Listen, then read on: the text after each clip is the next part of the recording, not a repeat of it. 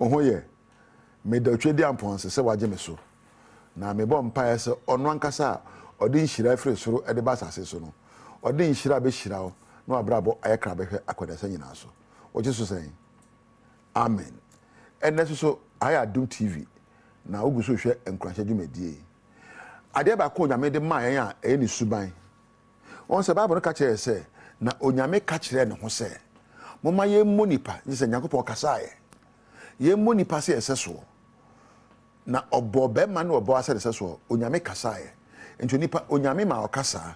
One of the attributes of God is the power of speaking.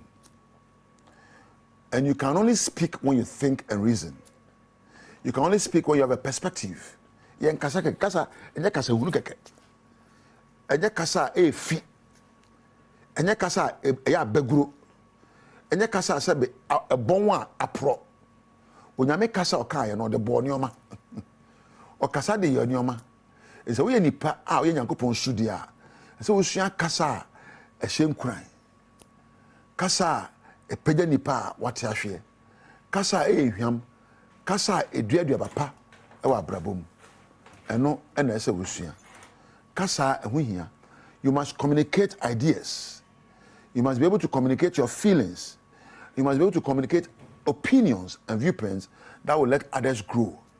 Ya ne kasa keke. Esa se yen tonti. Me kasa esombo ma me papa. Me beka me bisa mo say ade me kan no kure. Is my speech truthful? Ade me kan ebe bo obi. Is my speech going to be helpful? Ade me kan ebe show obi nkuran. Is my speech going to inspire others? Ade me kan ebe krakra obi. Is my speech going to nurture somebody? Ade me kan enyansa. Is my speech going to be filled with wisdom, knowledge, and understanding as I make kasa? In kasa kwa. Se yenye hu se kasa sombo, ni kasa no kuremu, ye kasa ni ebe kura nipa, ebe boa nipa, empo aye ni esefata. Ya brabo beto no, ya na hwe TV radio so won ya wo se wo ye de won ye de politician. Won kasa na me raho. Politician pa kasa. Na wo ye de o ma hye wo sasa hwe o man. Na o kasa afi, ebe de na o man na yiye. Wona wodi o manim wo kasa e kire o man na ba bia yekọ asofo no so bi entron kasa empanifo edadwuma mu na ye twa on ye hye won ase anom you are stupid boy you don't know aden ye kasa e wo mamu ha ema ye tete pansam ye ho onyame ma ye the power of speech to use to grow, to reason, to create a perspective, to create ideas, to speak about emotions that will grow others. The ability to express yourselves must be done in more respectful ways. Uyo kunu, wasa na pay, and I we kasa no manu we rekasa. Was we oyere. O tade we krum. We receptionist. Obi ba won chen hwe wa sebre wa no. O he ni pakwa wa kasa kire no. O so ahon ye fe. The say what me de sidie. Ne kasapa. Say the presilate no. O fe wo sin ara.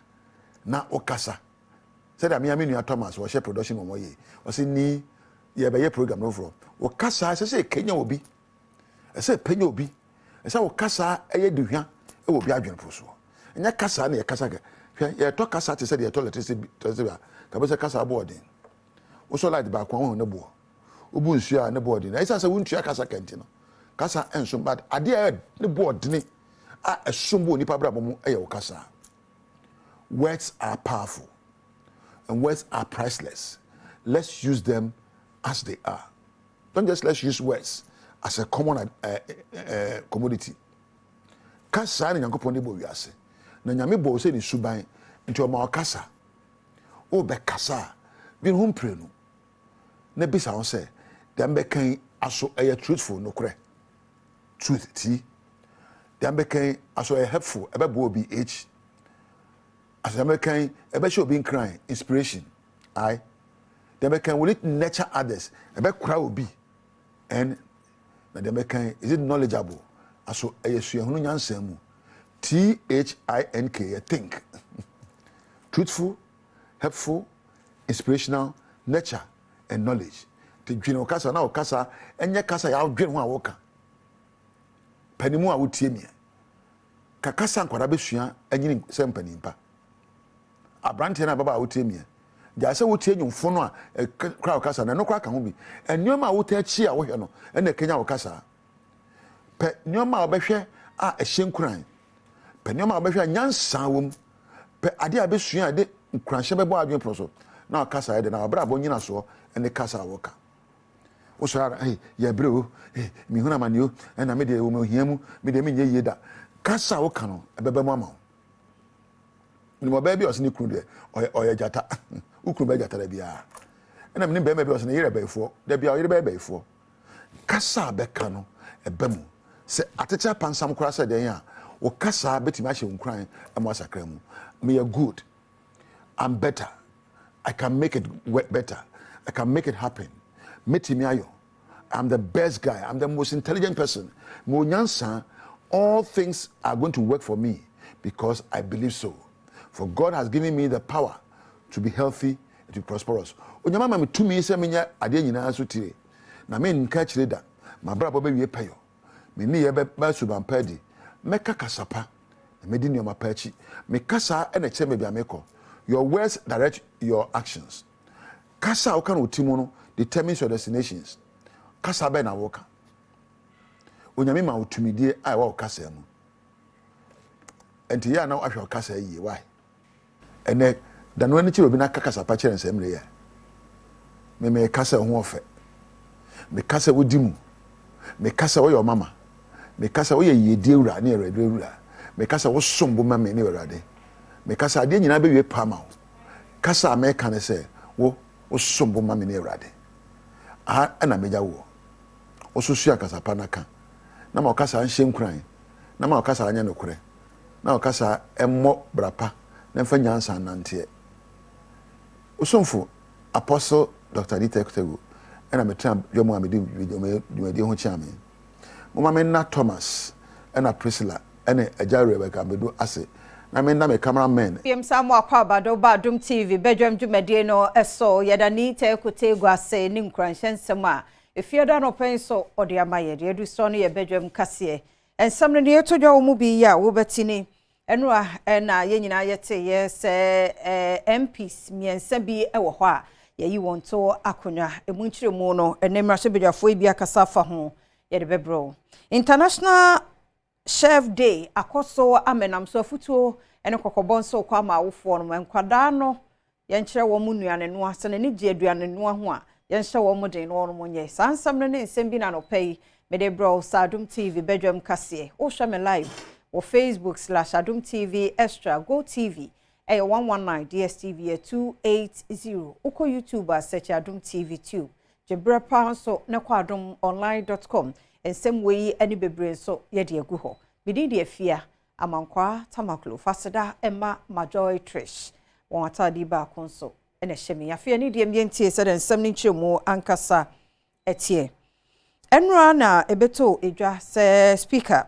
ora Alban Suma na Kingsford Babin oye ne se MPs me 9B ewo ho a wono mo seat na yeyi everyone to ase na majority leader Afenyoma Kende o de asem no akwakoda Supreme Court na sansam ne beto odwa no ene mrahye bedwafo bi akasa fa ho I say asem we dey interpretation constitution din say bibia baba bia interpretation bia na Supreme Court na kan wansam ya kasa ade we say no ya dey majority leader wanya de krata ni na akoma Supreme Court man time kakra ma wo Supreme Court time kakra na wo decide ade we say da ya ba ya be ka wo so odwene ho akwatara na bi afrafra wo ndc fo awuni wo no kekre ma twatwa ne ma obegina hwa nim go asese ma ode aba there's another part of constitution which says that you have 3 months or so but I don't fault the speaker because the president then will follow it. Now, until the law speaks to set the president aside, he has followed the president.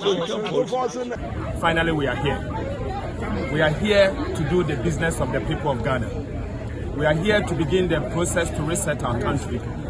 Our country has gone through very difficult times. In fact, oftentimes, the people of Ghana have blamed Parliament for not standing up for the people of Ghana. But obviously, you can't blame the NDC minority because we were not having the working majority. today we have the working majority. There are so many matters, as you know, matters that we have been raising, that we have our say, we win the debate, but we do not have our way. We do not carry the day because we didn't have the numbers. We are determined to make sure that these numbers count. Maento Akasiano eso na Chef Joseph Wilson Tete, wano na President Dema Hospitality Alliance of Ghana. Otu awofo mu nyina fo sa ye mano yemfo mu nhyemu ye no aduane a yemfo mu nhyem titu ene yankasa Ghana ye nuane no. Okasai wo International Chef Day eno de sansemi etuja. Se ye titi nkwada no mwanyia be chef sempanyimfo. Mi ankasa me kasa me chef. Me ba kon oko boarding school oko ye exams wo baby na oni fie oko Eastern region ho baby. Na because on perfie on men kitchen Gary soakings gra we hunu ye. Ni teacher friend so hu Gary soakings na ye video call na e kire ni say be Gary na esichire keke na wedi. Enti say ya ma ya ntete ye ma no Ghana nnuane die no ma na ye bo mo abro. Na ye bo mo abro. Enti e no de America ni say ye momodin say ye be frefro mo ka say yen twen wo mo men ye maamefo no se papa fo bi o aduane say even wo house of cry no efia ma o ma no nya boafo o ma no twen men wo mo no mo nko wo mo moa o twawe mame kata we su mame nunu we mu mame ye se mame kakra na ni no crowdation na o register obenyi no ho ye se ya nya sa amrofo nuane nunum se da ne ye enye dinfa would go in 5 minutes. Internet is so be sorry na noodles because ni any nyeding. E bi kra nwan so shegu so na ben na wadi. Nso ye de no say a deep process kakra ansa na wanya. Nti se ama ma nko ho a e beduru baabi no Ghana aduane na be yira. Me ye adwuma bi ma one of the culinary brands for Ghana. Even characterizing Ghanaian dish research based. Na me ko Ghana nyina na me ko hwe ye nnuane a ya yira. Na wo hwe Ghana nnuane a ya yira na e do so sin dia ye nima ye di ne ne.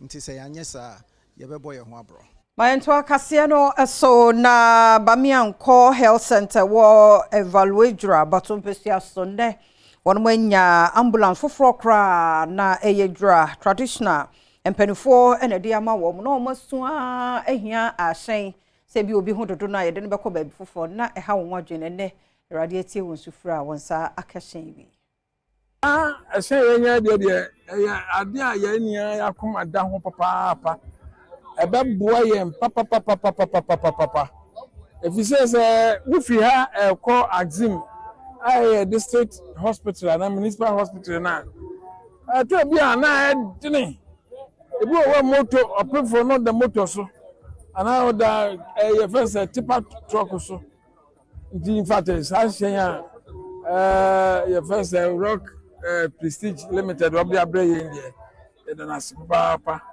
Enrichino, physician assistant Taudini Juma was I Sabia win so de any so Emma Dra traditional council what the fair flower bay at Yama Wanamo. Oh, not a very stressful and difficult because Nipana Bana ya fair no. That from Poke can put a in a double pass, come to your Puno or thing. What is going to you Pocono? A corner support yet? Oh, the Boko. Into the one the train no. Oh, my reference to my thing was one. Oh, there, I got your driver. I hope was there or call. Until you become patterns moto, no be another room, not moto, do not call a ferra. On your easy, I think. The ambulance number the of my reference to my book was almost a year, young flip down number junko. Once a year, not other call. In fact, this time the ferra by a fine pound. And prior so senior high school, me mu anum bia yesiso se won wato abayo abako emonano. Ya discharge omo ma wie chire ya nsware kura na ya sache won mu bi mo munchire mu no kase no edeba Anyo da se Ghana de shebesha ne so adum kase bo amane chire mu ese adesuafo wotwe bi ya wo ewon praye so SHS okotu desuani ba ya bi yemo na ne ko wie chire ne munum na posifo inside so momo ya me sade ode won ho eka emura na nsenfofura ababeto dwa e chire mu adia aposifo nkrata original so de adesuafo yi kopie mu asem de bia no na eni asem no ebe ebrenam so ama nkoko magistrate court ahye sese CID nkoda no betumi asade omako ne senti oguswa wa aposifo ensemu a wo hwe ne mu so besan so de omako kopie mu e wasem de bia bra impanyefo besan so afre wo mu Medical Superintendent Group of Ghana so ene kasa ichirimu se ayaresabia dodo no ano ehia eni enioma ebiti se bia kumayare mu niema nemni ade no dodo no a won mu ni bi mu chiremu eni. President Emma Medical Superintendent Group of Ghana Dr. Kamarudin Koku Hussein amane ba wode ya tuja ene se ayaresabia hodo wo man mo no nkade nkebe boama akoma ho sematumi di ahwe no enya de wo mu ewo bia no nti wo koto asre Ghana aban ena so ye hwa pomoden ho nsem so sentempa no mo nhwe no mo pɛ ho asem nka. As key managers in the health sector, our role in ensuring good health for our citizens and thus healthy economy for the nation cannot be overemphasized. In fact, as we delve into the HHF report at this conference, we will all be witnesses to the monumental challenges confronting the poor medical superintendents in the district, who unfortunately is the first to be asked to step aside if anything goes wrong or service provider does not meet the standards set by the regulatory bodies, who are obviously aware of the deficiencies in the system. Adishia ya one more award Jujuna se Koi Chrome any asuboy Nina was Santi Achem South, Mensimu Asante Mantemu Estre. One sem so ba mienubia wo ebuagumono. Aye hupa anti wo musempenu for se o meye sa bridges no emma won se be ya kobedie wo sonso ebe jojo. Kwan die dada ekwan ache. Nso eto ye no enye tsoketewa. Ebubu bridge nyina timeko kokoko aduane ko niema bebre akwan ye ye abu NDC akwan ye abu MPP obo bia ena sabio sika na ewo mo office wo mo kan se mo becheche ama yen esante achema na afo ha enso yen na mo mu siesie okwan no ma ye de a na mo aboye nyina akwa hama ekwan we de ena mo so pa yen ayekwan ha na ye aduma eti besere Ghana ba o ye ekwan ema ye kwan we eda so da empanyifo bahai betwam akọ lukreni yehu hwe wasansemi honti no aban krachiprenia wa Asante Achem South Alexander Frimpong edito omanfo anim se wono mo keka nema esiani a enche bia nsamso a enye no wona kwan a enye no wono mo ebisisi dia ma won regional minister ama any federal roads regional federal roads mabe susu ateki dimensions almost immediately no omo be ba be me honorable senso bo Achem so edin kita ho ama ono so ese ono so ebebwa guso yetu ana many member of parliament na guso yetu ana mo say bibia be kama ya kwan na kasa no ya ye path liberty me fast motor to me fast bicycles to me fast but four-wheel vehicles into me fast and you could create alternative route you guso on say kwan na the contractor the free so ama here the Kodan roads ministry and ministry feeder roads. And we are expecting some berry package from the Ama contractor for. Ananomo nempenifo wo nkran kwanta wodoma West mensimu bo abana basopa wo drip ye ne wonso anya bi. Ukoba bia ni obia kan se yakwanye kuro bia beduro ye beka nti enye me ho ase twede ampon eson penifo daye se wonfa kwan bi so a krobia mensini bia nso benya akade a ede besiesie ne kwan wa abra o mesungu aban so bebre eno na ne yehune wo hai nti aseda kese ne nsembo kese yemfa ma MPP aban ewo mo ba district mu a de twato e wa kwan yim wo hwe monten so kra emfata ye and wachi mesne krachi ye wodoma West mesne ne mo enso kire mu se infide ya wonsa kan so timi de yakwantempon ye beboa amadwadefo enkanka akuafo ho no mo no wo mo dwadie na akwanyabadie aye kama so ena eye drip ya pa honto man sesia meka sai akwan a ya fa so ekọ ye nkura kanum ti se kwakwanya kwa adwumokrom Kwajo Kumikrom, Ekofa, Yemfudie, Yanobae, Ediba Krokasium, no, I, Breno, Sabre, Sunina, Brenina, so Babicha, Masesiano, Yabaya Quina, Timamufo, Atima, yes, Ajumano, Nede Ahoto, Aba, or Mabrabum. But the Mawesa, Yeduamo, Yedua Coco, Yedua Bodia, Yedua Mankeni, Yedua Banchi, and to Sabre.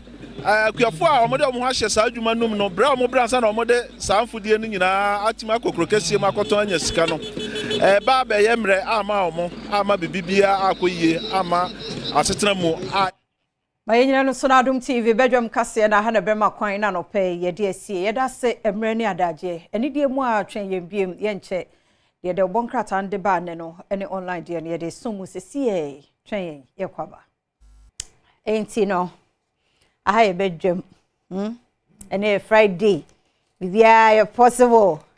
And you know, asaka crabia and no ape. What do you quite share? And no go say. Then I do your sister who said the sister incoming. And then incoming actually said you man I can say. Tiana de minia bema kojo breeze. And ejinemu efia da no peya. Yede de bonkrata ne de aba no pay ne online de no so e ba besomo ti ye mo ache ye mo akwaba afa no bi afidie no ni ta ekotego e de enkransensem ebreye e na ye de news no e ba ya ye twe ye ho kakra ya be ya ye de bonkrata no e to so be me na no pay ye mo ache ya menia na bibia boko de Adom ahwo fe na ne swag na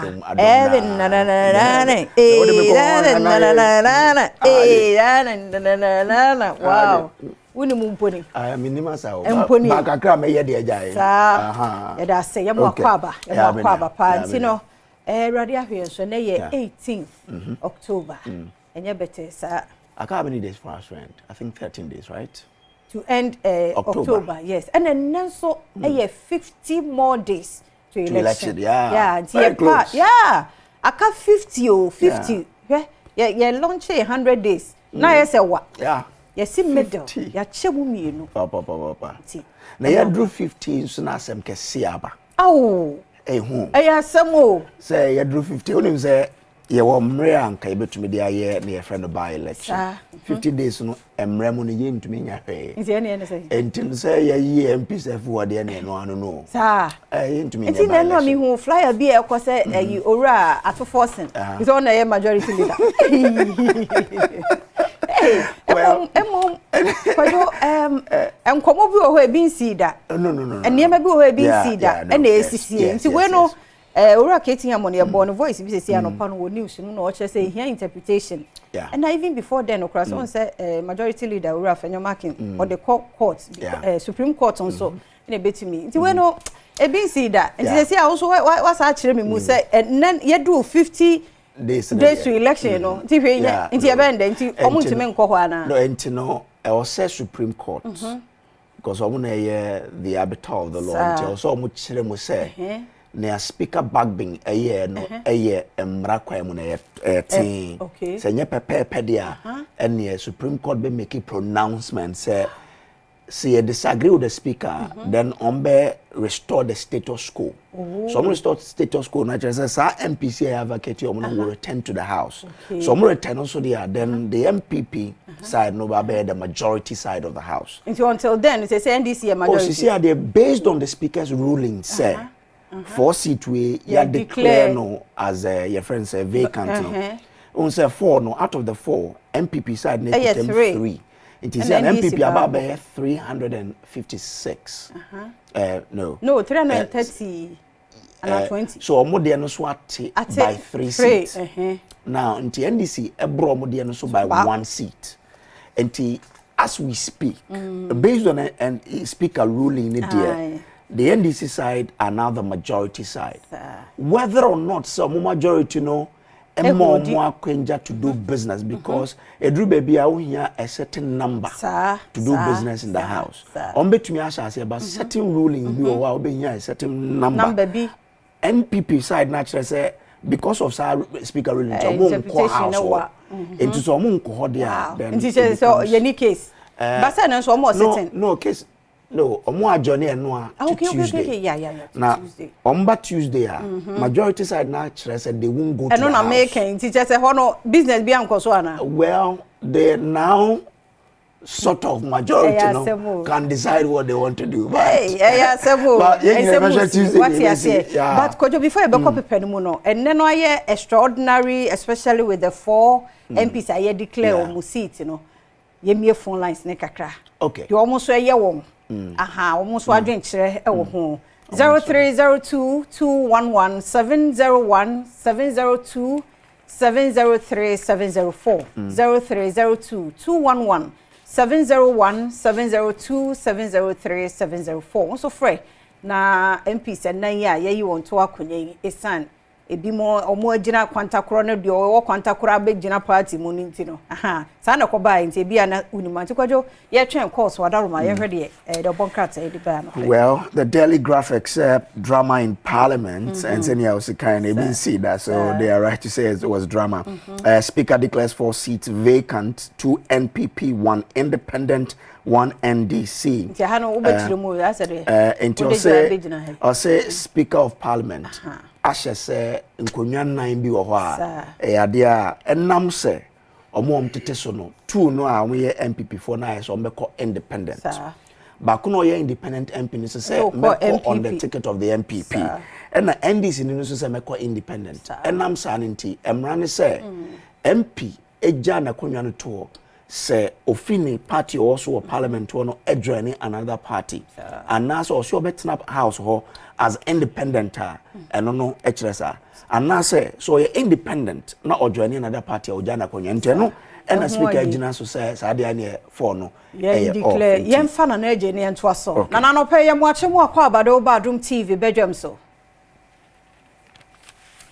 na eje mpa chote yen ka yem akwa aba mejo so meji say mo ho ye nyame adom ye ho ye yentie wo nyame ase no meji say mempenye ku fa do no yoba o me ambia ho ye anopai nyame adom penso ba me acha man ni na asama ebeto ndro aya ye nyina ye tie news no won sene ya se bi mo so ye won na ere jiri say Supreme Court na ensemba say ya o man chichi o man tie ase yi o say nyina dan Supreme Court ite be say aban say no e de onim ye no mo fa nchi mra na nyina ye hu ye gina bre na gana fo nyina ntia ase bi eseko ba yo jidi ese ni abeto yi yo Supreme Court say wo ko ade we hu bia na kona da wai no panto na bia mra wai ya men kana gana nden so ayu ba me ba yeji ha enyina boyo si ehia no na fa o man so o yeji nya men ka mo nya ba ya da se ofofro so oso na na ote amoaso ana amoafo ya mo achi mo akwa amoafo amoafo pacho nti o ho TV no so yankasa o phone no so ada o ma ya mo akwa abado ba Badwam so mejo so mu ni aba ya da se be me na yentie wai pacho masim tiawa ne se wiase we mu de nyame asese ni pentumi ense no wonim sa ba we yeto ye na NDC ye majority ni abu ni pametio ni agcity be mi enza nan takwa kan ho me wo wase kroponti me ben takwa me kuduka. Okay, we no allegation ayentumi confirm ya na deny we dey wada ma ya betwe me nyina nim say me da bi o dey yentwe o dey ye botre ka o dey manya atwam yenko yanim ai yenfa OPK wa homa no so OPK no pay mu ache mu akwaba ya da sem pacho yenti obemena OPK from Gos Mamentia Dr. Declaration ba mi incoming president 2025 Mamentia honorable Ivan Dobie as maintain as MP for a snap of the honorable Mekuduka Takwanzo the Komasenjoa honorable Abambabe, he will go down as the worst speaker in the history of Ghana in the Fourth Republic. Get to the Mikasa. Why not just say, Bibia no go in favor of NDC? And speaker no, yeah, what I said, I mean, the Supreme Court will turn down this ruling now. Where? What I said, that's all I said, no. Yeah, that's it. I agree better with the team of person or yes, yeah, that's it. Mrano no can kind Supreme Court on so better so my name no because I been see that it is had a bay and two ba penwa ma kasano and what a kakra edia mai. Yemfa kwesi remember so em say anya kwesi last call asabe ya o de be my kwesi ano penalty and kan watch mo akwaba. Mejo so many aba. Yeda se. It is some way pa. Na me adom ye ho ye. Yo, yeda Nyankopon ase. Pato me free kofodia. Yo, enti. Na medam ase, em se Ghana. Yese o se dia emumo kwaku a. Eya na eda no bebo wo a. Amna na MPP for tuma NDC. Eno nende omo akotum. Ye sum ye Nyankopon a onaye. MPP for na sum nyame awada. Esan se ye nyame na ye nti. Ye Nyankopon akasa. Na me gidi se we ye ensenchenia ebeded 2025. Yeda se. Damase. Yanso yeda se pa ni die miemfa course ni sia se be ya. Ebetimi de bon krata na to so. Be me ntie we. Well, last call and I said na otie na asem na MPP 4 year BBT NDC. In 2020 was MPP MPO. And a party na kasa troko ese na so akwa independent nti. Omonyi na ha nti. Eno ye party na kasa ho. But most of the papers I go hard on as 4 seater you declare vacant. So we daily guidance one or speaker kicks out 4 MPs. MPP boycotts parliament. Okay. So yewo Peter ya Kwachiaka or NDC MP for Memphis Central Constituency, Western Region, was a cropon ho and now omo NDC parliamentary candidate so ya disqualified. Yeah, also na boy anymore. And so they said Joanna Kujo. Yeah. Another one here Andrew Amwakwesiama, only a second deputy speaker of parliament. Hey, nti anu kra no honso ho sitting so I vacant. And nti na no minority no can say e also omo to aba eyi second deputy speaker until Tuesday. So house no convenient you be say dey be call. Without the MPP side you be how it will go. Only MP for Formina. Only independent candidate and MPP no. Cynthia Mamle Morrison here MP for Abuna West. MPP MP no. And now we should Kojo Asante yesuhum MP ono so MPP ni. Ono so so independent. Into we call primaries no obi etu no ho. Exactly. And one tell no ho ase. San so na mam lady no so obi etu no tell no ho ase. And Kwachiaka so obi etu no tell no ho ase. Na do otu no so ya disqualify no. E do hwe mu kura say na NDC wo mu ni obi a wa Memphis Central. Yes. Sisia, but NDC are filing processes at the court say almost stay easy inside. So be ya on printed. Exactly. It is a banner. No, any papa kunti ye benti me atwen say ye print. No, ye nyina beto aba. But o kai sal. Sal of voter inside ko ban say no mun create constituency mo mun to man to aba for parliamentary. Enti Memphis be near to presidential. But parliament in there. Just say we. But we say beginning of the year na judiciary in the year I say ban election related matters are on be din in 10 times so enti yen hwe how we be but close of near mem no na be sure but say NDC fight issue over Memphis Central PC enti NDC for so in Germany now anti-LGBTQ bill no Supreme Court ashe parliament so mon file defense in 7 days what kind of say no so better no ache omundi e mankofo kra accuse Supreme Court say adent na say no better ha wundi Supreme Court say papers ni na nyam bae enti afi do catch parliament say file more defense in 7 days na yenhwe in the same way so Oko Republic Press or say NDC reject Northern Farmers 3,000 relief as dry spell bite. Okay, say sad dry spell on the bow nothing no aban ye na dwen say or the moiba koma farmers you can say kuafo no fi say omo ahihye omo aban ye na dwen say omo 3,000 cedis as relief and this minority said that be aban to me nyesa na bibi ni kra on Fambra parliament no mo ndwenwe ho ansana. There's one okay, Muhammad dodged Galamsey responsibility, runs from Akufo-Addo's challenge to make commitment. Well, anyway. Okay, I said President Akufo-Addo President Muhammad say Omeyehu baby Ojina. And former President Muhammad catch President Akufo-Addo say, well, oh now teso responsibility ni ya there to the me ba. Me so me dey ba. Wow. Okay. Yemfa custodian in here. Say Shatawale and co-hail Baumier's music industry plan. Okay. Okay, sir. Yeah, weekly.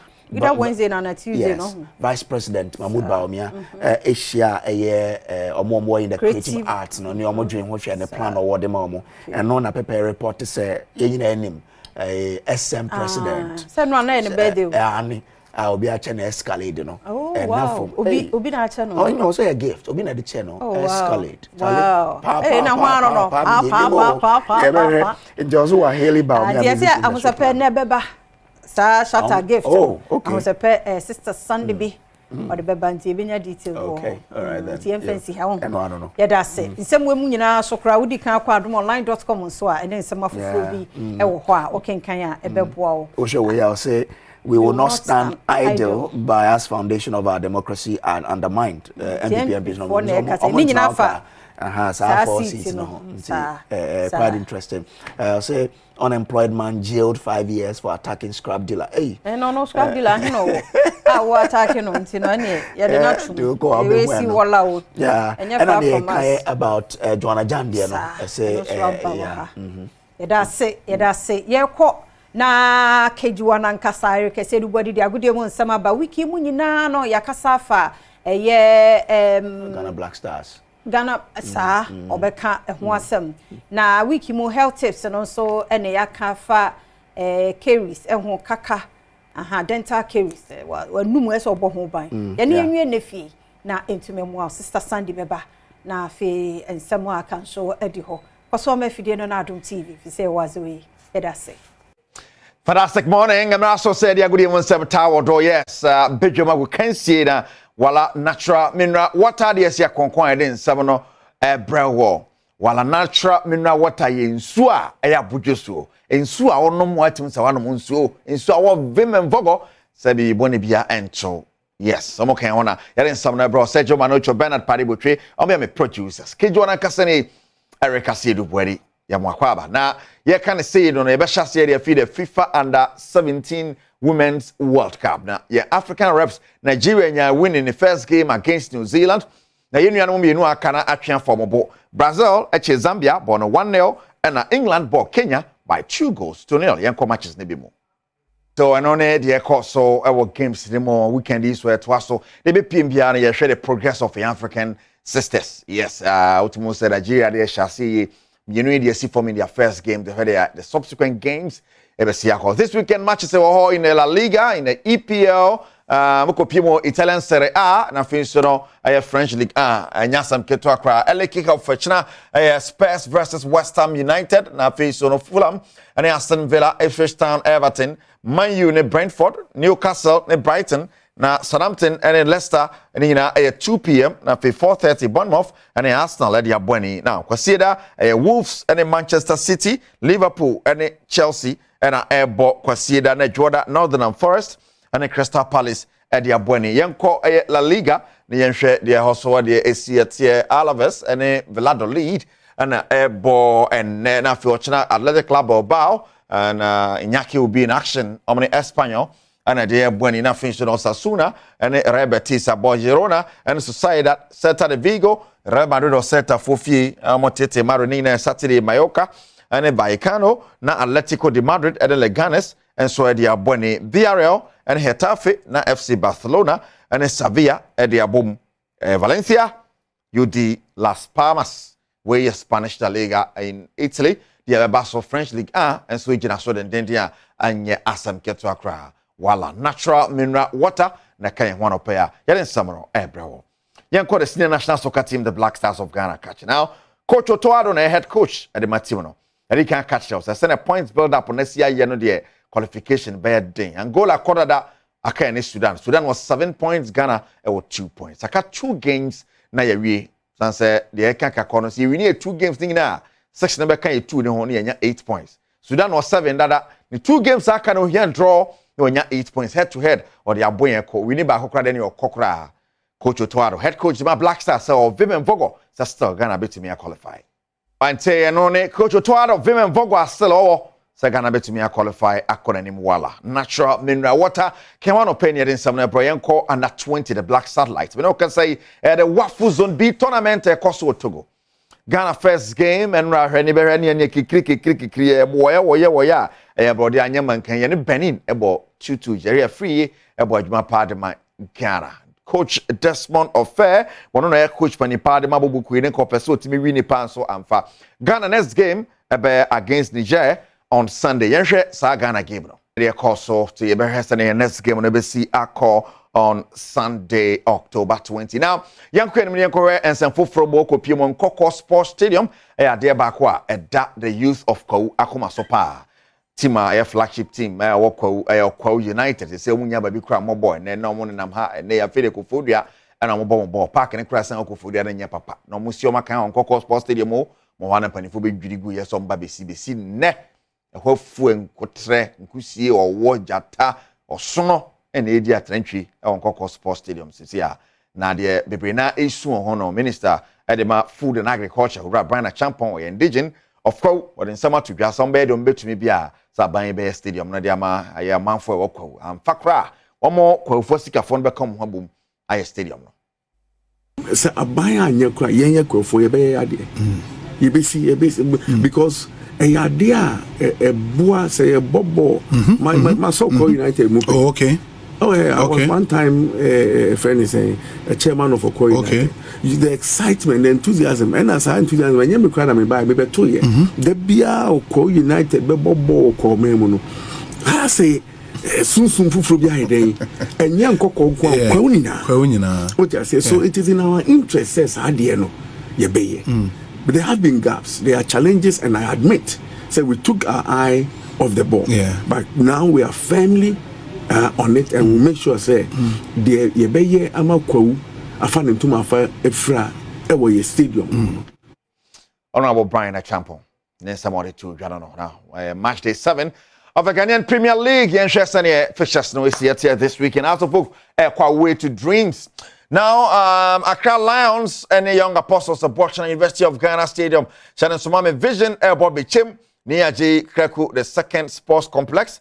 Metema Airborne Lenkley against Samates, back from Obi Mainso, US of A, Bogus Abatown. Dreams FC in the House of Folk, our Tuba, Nafin Swaterman, and Basake Holy Stars are born and Krabansa Park, Brickum Chelsea, and Legon City's Golden City Park, Karela, and the Heart of Lions, Sawaliu Mahama, Namadiema, and so Nations at the Abweni or TNA. Gold Stars, Adriana Stars, Bibiani, Jones Park, and Sene officials to see it here. Match day 7.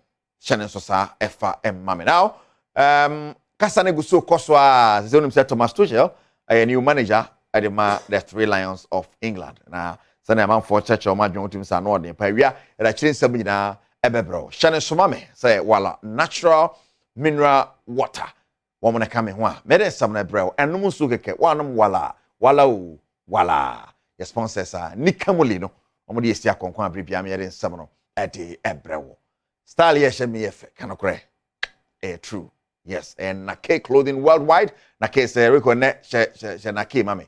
Nake Clothing Worldwide and Shema Tadi and then Nake. Fantastic morning going out to you. Oh boy, my papa Nake across social media. Yabako Sergio Manucho Bernard Padibu Treme producers. Kijuan Kasani Erica Siedubodi. It has seen and some more about Badwam TV, Badwam Health Tips. Now what years, yeah, dear pa, kaka Joe Biti Paye. The singing in our opus singing there to Tuana, Penesa, may assure us with full. Ye wiene into Kayon, na ye or bat in a drum, or what an more quabania na sing. Ye money out of an affair, ye share and net treatment. Show me that say. Treatment, a back kaka. The number one thing I can say, when in them are branding them. Say, Obana to Chrono, a young call. Pop nima, you beat me a normal feelings, he be a man. Okay, silly to chrono, said a bear encore inside, not encore fat. I drink amber. Say, I go inside and put a pop nima. The beat me a baby root canal therapy and a root canal treatment. Infection now, I call root nimo.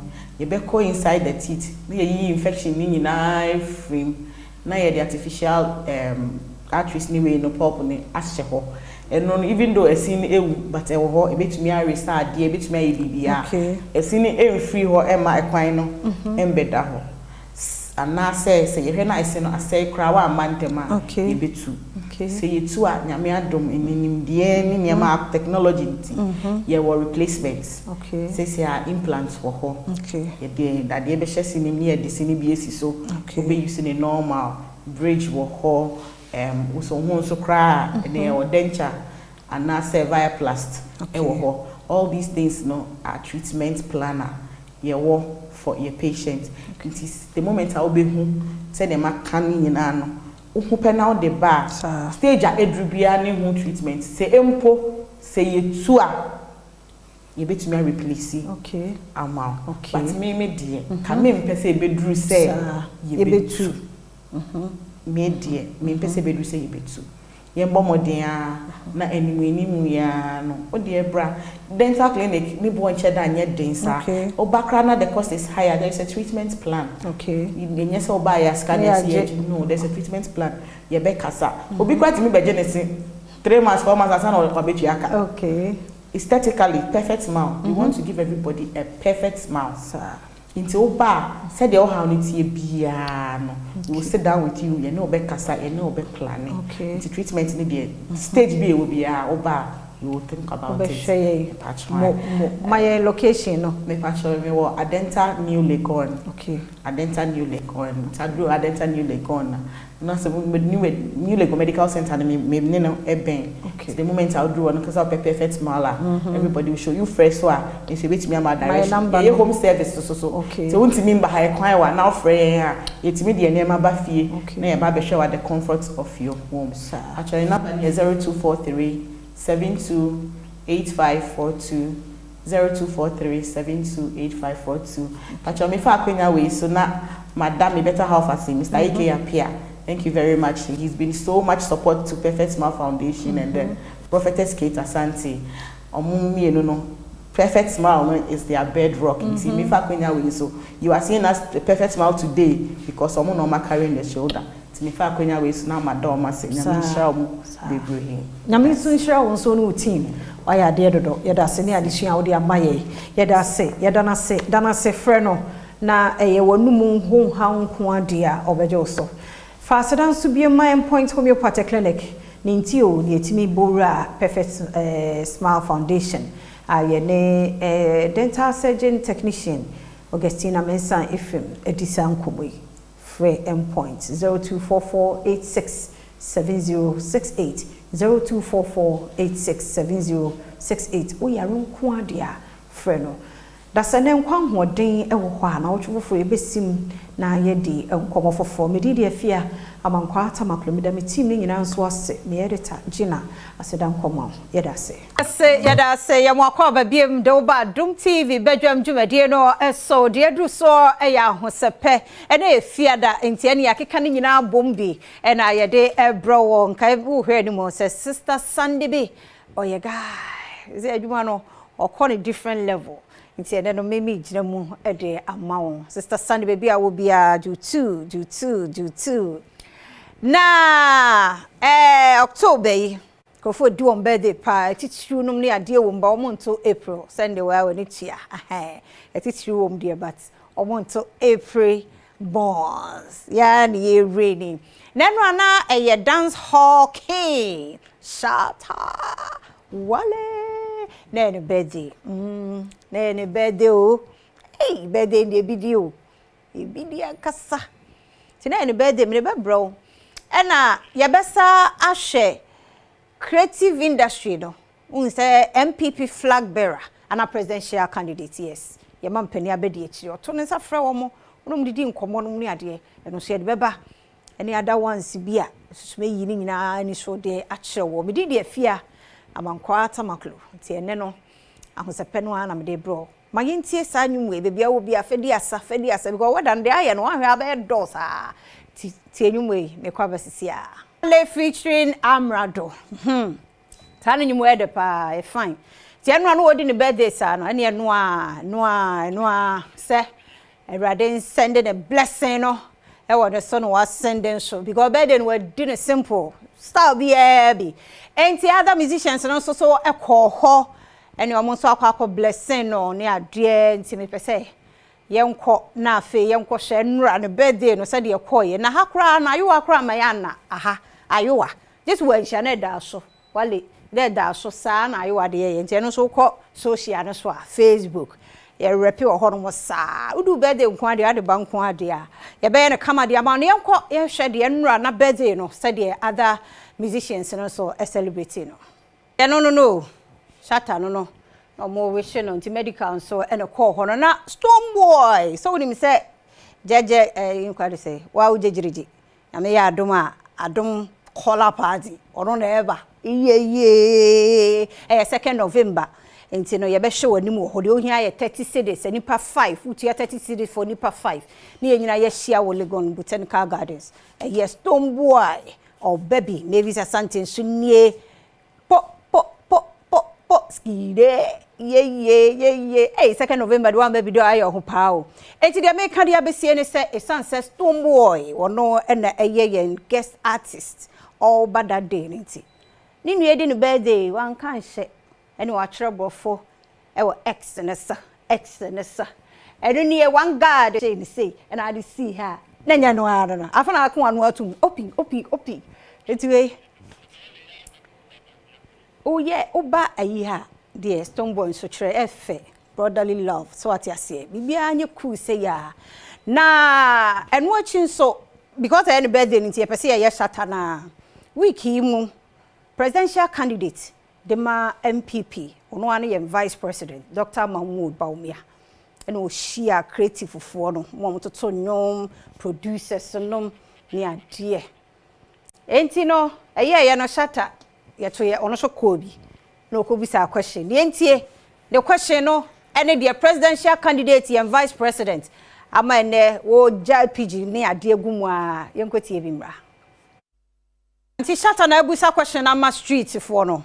Yes, and a very important question. Na me hwesanka mete presidential candidate MPP mampani abedi chinka mete de obeka fa ho because chale boy say bre street no so is choked. Common gwa. Anu odin. Shatan so ya de but next time I think say obo a o manu ye de a otugum sa na fe ni so. So that group you no and ya show monsem the way fire say but otugum sa no na ha dwen. On baby or aba bedre to shada group you when na bia me wonima in miti street for yen gather o munyina me mo bia be 1,000 fire away I think and also will help but question a very solid point me share ni mo say the bia no the oba be mampani no obetumi address because street no so I be bredo do we ya tutuboto mu nko obe use esi amu ani anawa circle ho onu be wie nti no na mami free shatter mesa ba shatter subiem because in a month let's say celebrating no what you say enti mami call when the show ono so na fans na show say the why there's almost pressure my you cause we be na we 1,000 no to more mo sa nti we be share afia na afia ni 1,000 because afia eches so nya sa mo man reflect what yes say be ye ne nam street no so yes we be tu agum ni ade they say challenge na I huge. Friends say when the she ono so akushia no fans no. Yenko hwe bi mrazisia. Person no an yes say be sunny say the sunny dey be sunny. Ti shatter no. I say be bia SM for life. Ti monyimu too. Me hu say ayi ukrom no kwade say ya asiwa na say. Uzufi esiwa nasen esi akwade hie udum za shatter fan o sar so eni jere ho keke sa na tie na social no so agro okoso so na ye keka so ba de no matter the age ye de ne chewa de age wate je no ba nyini na nche ye hia ne so wabu ne sabako kai ube the next minute abehun be no gunan fe prom ye nyame abode fe keke tie chewo ba je oba no matter the oba answer the tie ye no say jai ya ba fufure famu ye he ena de obi aya na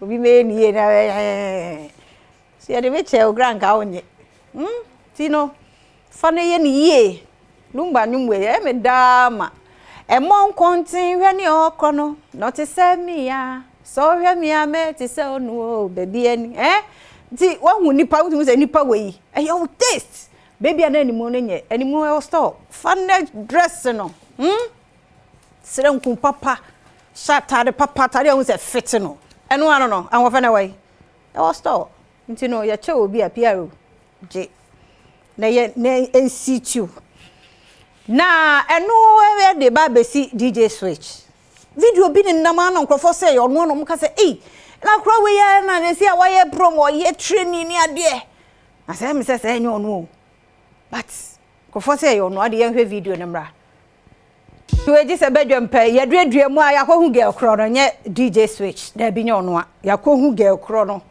girl na wo too pressure ene ye be heze PR ade akonya ehwe mema ne to nti ye hwe gani ni eta dan wo kwa ya artificial no de bia na wo twa plane ticket ni ada bi ye wo natural na fama won sa okay wo hwe ni tunyi de we no wa ye no na wo baka se bia e DJ Switch by nyo no afronita mom no se no nti ye hwe DJ Switch a ke ye de ne che wan ka baka se oh yes small girl ye hwe no so nti ye kan se no munya mo munyini sa to munyini sa wa wani beje wo mo ho kototo wo mo na bia nhia to no mo na sa ye to nkra no mo na sa wo se na de no munya wo mo munyini o munyina wo behu beauty ni ye real beauty na hyem ebe pie nti wo Badwam ya pe na ebetumi de ama wo ama obibia nti wo social no so bibi kire wadwen abra Adom TV Badwam ahosepe ebe breaking it down to your level ti ya ha na be makwan na ahosepe de esie na multimedia nso ayo awo 5 ada romance yenso ye video ni bi just one share wo be ye yenso ye wish shata a happy birthday no nam di besi nti enu si na wante ye nkan fia mankwata maklom de esi de mo nkomo bi so ho a me de beto so me da. Hi mom, good morning. Good morning. Today is Wally's birthday. What are you telling him? Happy birthday, Mr. I know my level. I also know my level. Wow. Happy birthday, dear. God bless you so much. God bless your new age and grant you all your desires. Amen. I love you. Happy birthday to the realest, the baddest in the game. SM for life. For life. Our life. Shatter movement. For life. Alatula. One love. What are you telling Wally? One love. Respect. Happy birthday to the king. No long talk. Joyeux anniversaire. Shatter. Wally. For life. Blessed day. Hey, what's up, Jess? How you doing? I'm doing well. Today's the king's birthday. I'm fine. What are you telling him? Yeah. I didn't even know. 17th. Libra. Oh, wow. That's nice. What are you telling Wally? So happy birthday, Shatawale. We expect you to go from grace to grace. And then we want to say thank you for all the good things you are doing for the industry. Because I'll lie, you're one of the biggest people in the industry. We want you to have a big one today. You know, right? Fire. Hi, good morning, Abna. How you doing? Good. It's the king's birthday. What are you telling him? Yes, SM. For life is for life. Happy birthday to you. When you was someone here, your mouth quarantine. We need to 106.3. Yes. No, I come as so dear. We love you so much. SM. For life. Bishop, good morning. Exactly today was your birthday, and today is Shatawale's birthday. What are you telling him? Shout. You know we are birthday month. Yeah, exactly a week today was your birthday. That was 10th October. Today is 17th and it's birthday. It is your birthday. And you know, October borns are unique. Libra. And you Libra. Unique. And you have all that it takes to influence your generation. Amen. Keep working it out. Amen. Influence. Amen. And know that Christ Jesus loves you so much. You are the evangelist of our time. Ya mwakwa babiem do Adom TV Badwam dwumadi no eso yedase papa no mre eno wadaje a wode maye de yedru so no a yehu won mu ache dodo alaji vision yehu na chepa na so na da romenti afi Adom color party no otuamu life nti ene so yenya no wahase ene na obabedi enkomo na enuro awodo a ne nanano madaro mo tena wona se dodom no onso meboa ye nhwe de ode boa ye wapom dem dog ye mo akwa be ye na menya ba na papa onso hu ye de radi adoma ye de nyame asam ko she he alaji na se twetwa ho kakra alaji ucha hu na ufi ha na hu ni ba o anyame adom anyame shout sa abros wo amen amen amen na so won hira mo your clients muntia se ye ho ye fa se mo waba se sika na besu na go so me na su o me so ti mo so ye da mo ase papa se muguso ane ye adwuma dog ye te won ka che ade achi bi edipa foforo ba ye kan large vision herbal clinic and spiritual center wo ye de we dey better was cinema fa konya kesi a we dey amami so large vision herbal clinic and spiritual center opanyi kwanchefo emi na me da no hono me yesunsum ne honamani adwuma tina no pa bia na obi tie me na o haw ne amane bi aye kwankro ene da no so obi ho si efri mi tiase besi mi nase doctor said nim die fo ahwe no o haw ne da no so entumi nko ebre bia me ka chemu se obi ho a na ayesunsum na ayesunsum doctor na o hwe no ono wo yenim die ni wako school ko nanim obey na fam die nyina enye yi nse wa hwe ya no be fresh asisi obra wo tam enso ye the large vision said aya me hwe ade oba me hwe ho kwan o haw na e haw na e fa hin ne free mehu ani asre nyankopon empaibo na ma ye adwuma adi amaw se me ya brand bi amnya adaje tame na nanom ase mo mutete me amamre ni amane kwan so enti e ho no eyen haban enubuna enusine enuanu biaba na twedi ampo nyankopon da woro ma wo de hye me na nanom se na ne o magya ma me amso me didi dwuma enti ni o ma metumi ye wo ho no e ma me doctor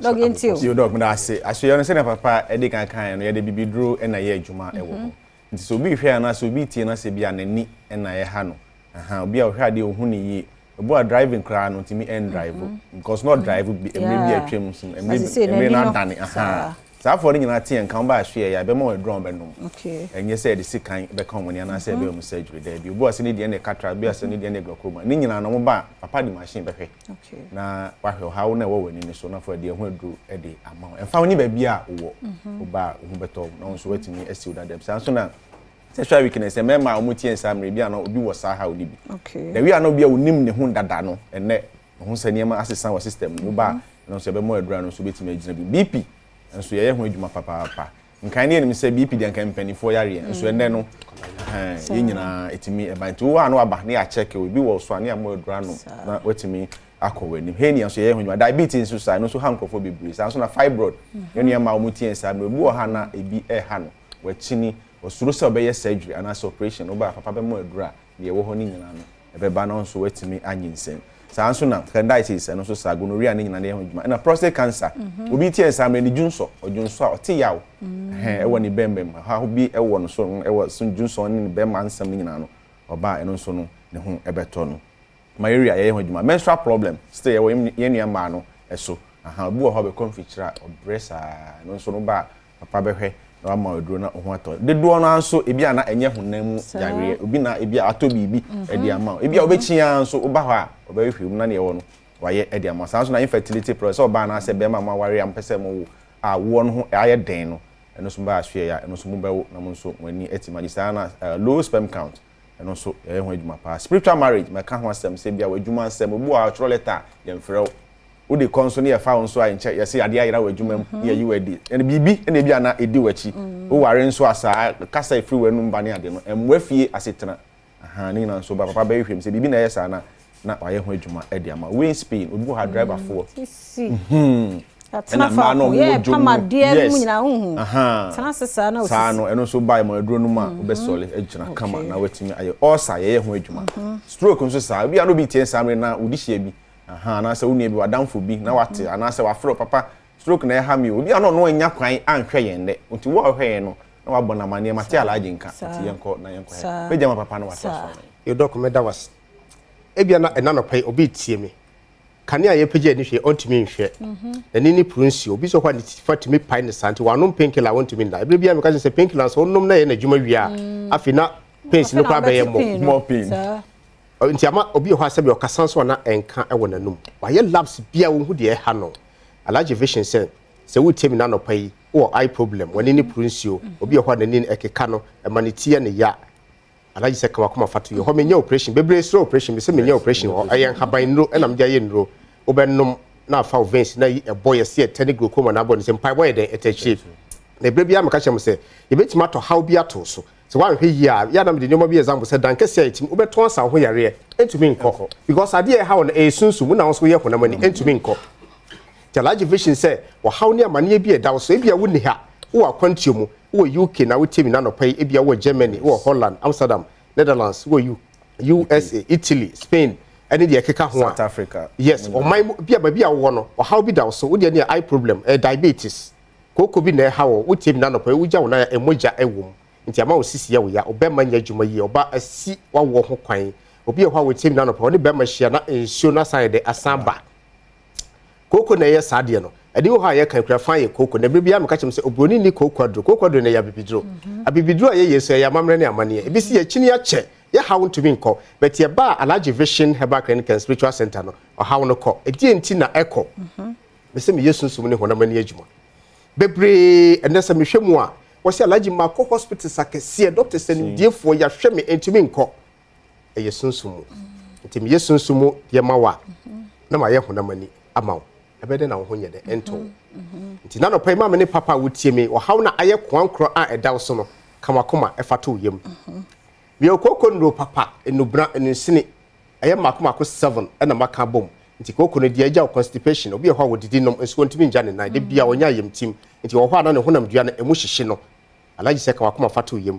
koko bia mo ni sie wisisi saa wadum nduru awo mpane wo wani no so di nogo so entimi nyede enko entimi enko because aye koko nti fa number no na screen na ni be sa bo number no na frame me na o haw ni amane bia atena wo so a aye kwankura entimi nyede enko no Alaji se so oba Alaji Vision Herbal Clinic and Spiritual Center ai wo koko mlemle Adom TV da kasi a me kasa mu ye chipe hotel bi offend rex hotel ni na di hwani mu oba hono ma na oba ha na busa security for no se me ko Alaji Vision ho a ombe kire kwan amoy den waba na no pa obi tie me stroke na aka na to e bia stroke no ba ye no e de utu anamo kakra ene nante ne kasa mo ba e dia ma wontubi nkasa wontubi nante yi Alaji se kan akoma fatu yem wasi stroke no be chi me no e be 10 years ni ma no mundu aye no bia entumi nko de bia doctor senim diefo ma sheda fa doctor abafia wo hwe me entumi nko na wasase bi ho ya to stroke amaw abusuan japade bi ho ya to stroke amaw oba bi asabe woni bema bi kopre ho nti ato stroke amaw akun bema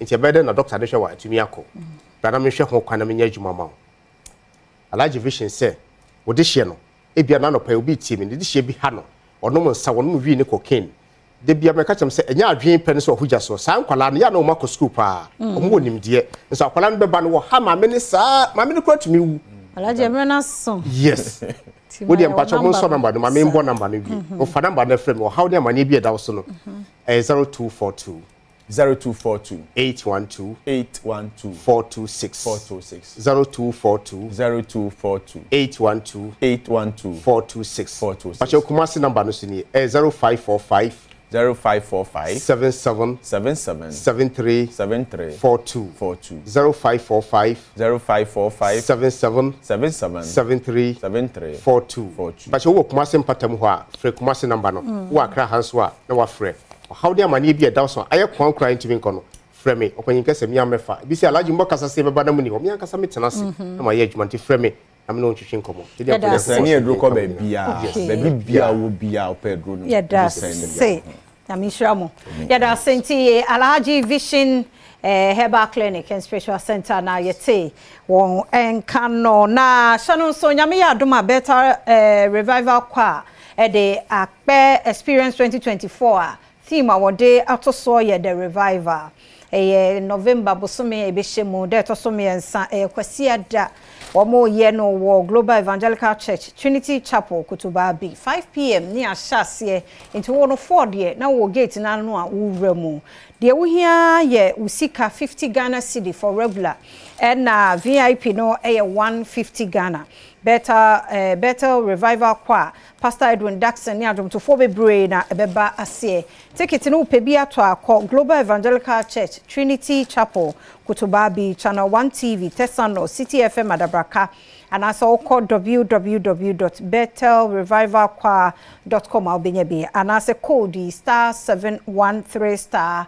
33*114# and our phrase 0544 2221 0544222154 channel so media partners na ya Adom TV and ya Adom 106.3 FM Franco Trading Enterprise phones papa fee and ho perfume bia bi ho CCTV cameras and so a large vision for one more here be sebeya doctor number bia or the behunu fio office or school bebia now we pay kwan so dia yenko franco ho na yenko tobi sanso na franco air condition so here be a boy adwuma pa Jonas agene de PR so agene de ntisa wonye wo de atrumike na kwaje wo de franco ne number say mienu eno ana me de ma we 0246 422338 0246 422338 and 0555 939311.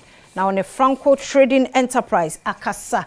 Now we the mame fa we mfam ya ye nipa ye nua be me ne ye adwuma wa ha Franca sempa na wo fa car free Botiano Junction wo fa trotra wo banane ne card atom ne jacket ne chese card se wo mu do so ne driver's license wo Ghana card wo equity insurance card wo na SG ATM card so kan Fidelity ATM card so eka ho enti so nam na wa bi a circle ho ba bi no wa hu cards ahodo yi a edin e wo so Frank Happy Komla Asempa Kofiche edin we nyina wo so na be hu card na de be kode a ene e wara wo jejereje timesro so wa hu cards bi eti sei ya dawro me ne Ghana card na no an ye de bibia nti atop ba bi na wo de aba Adom FM na Adom TV en sabeka na 0501 770 095 0501 770 095 Mr.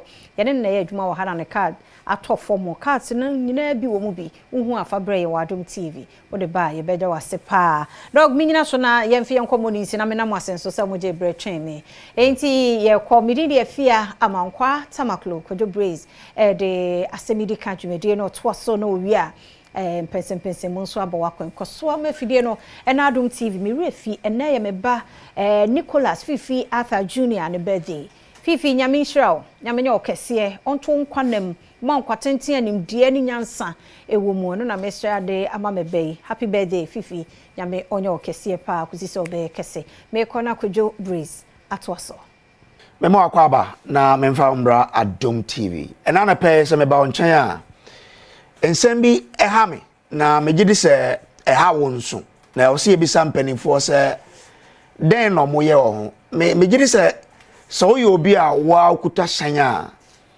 wa drive anajoda na so drive anajo a e na anajo drive na te say me mom de enya de ekoyiye mame fi se mi tu hyan se mi fi adwumam ekofie na me hwe se ne kwan so aye suma e na e ha me pa na obisa ho se mpanifo a ye de omo atoto ndwumaku ano so mo nhwe se oman bekoyiye no eya no ndwuma no mu di ni sen fisa minim se ye tua ye bills a eya component bi wo a ekodima street lighting ana meboa enti e bane se na matua wie na me drive a me nya street light am de drive se mi fi kokomlemle ha na me kwa se me fi ha fatesa no na me kwa ko join N1 na ma ko heti motorway esum kibi light a obehu no na ye amanfo companies no mo store light e bobo manim ene yenya kakra okwan ne so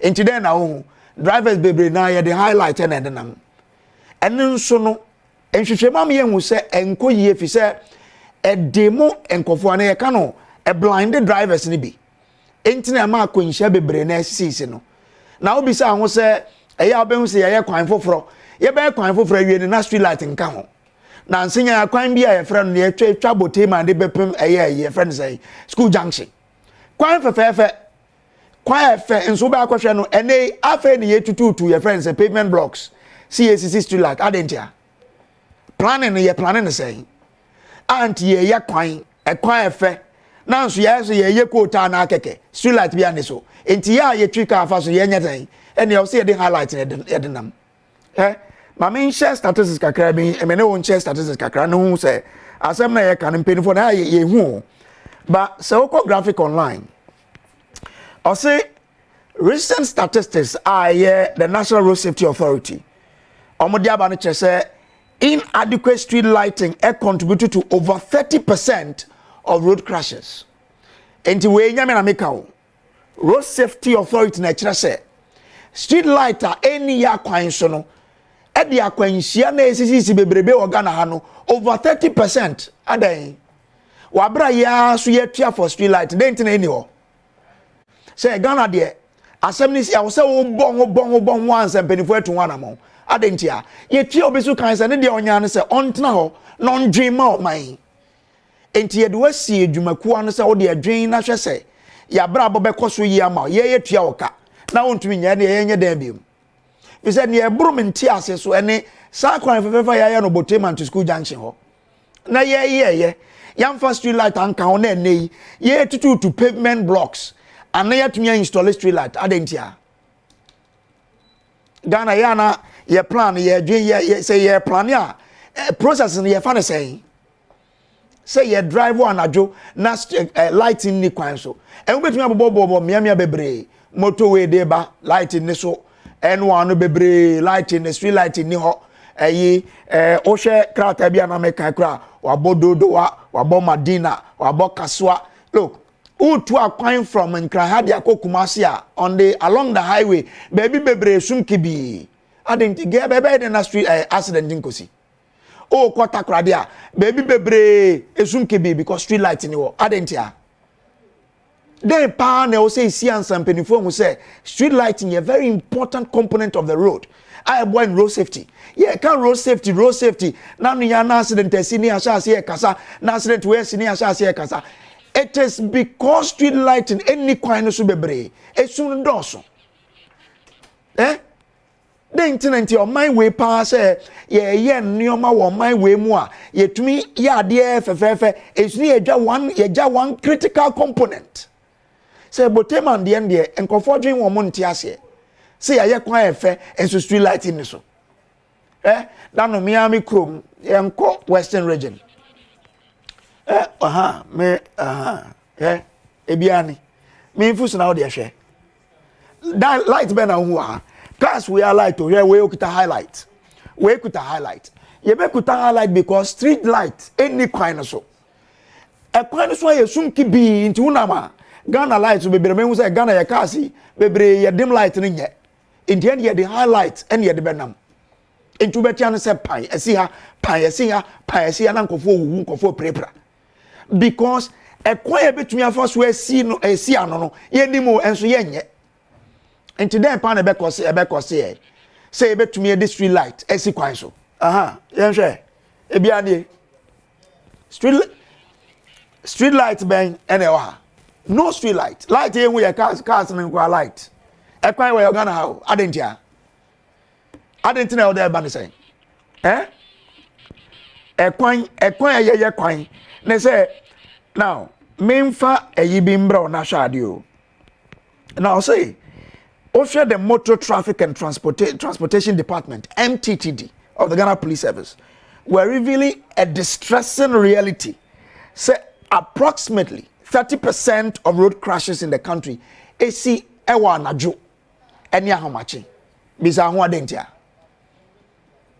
banisa because ekwan no so aye sum kan ye ni so enso mene o ye to ye power ya component bi wa ye de call for street lighting enti adentia metwa for service na minya service who renders that account one am between akwa no bisan say ntisa nya me metwe over the years am nya street light muntu amame ya ye takwa kwan kama on beautiful road fine road but no street light into unam so a ne ya so ye highlight ne bi ne ye de ba enti no eya na ma u bisa ho question say ne bisa starting no enti planning pa ye fa ne planning say me bedi djuma bia me the pen ne paper and you see oko ministries wa technical director for this director for that where you advisor for this where you deputy director for that into pass a planning then am where say mo be ye kwan yo planning net to say nti amu hu say kwan ye be ye de e was say integrally ye this street lights ka ho me say Boteman ho de kwa de hu mo si kwan fefe mo ye kwan ye fe pa look kwan de obi abeka say enye fe bi obo dada e kwan no efe na nso ene ya yie kwan no afei na pavement blocks na ya ye no ye tutu ne ye to form this street light assist adentia empenifo a mo ministry way planning no mo ye ne den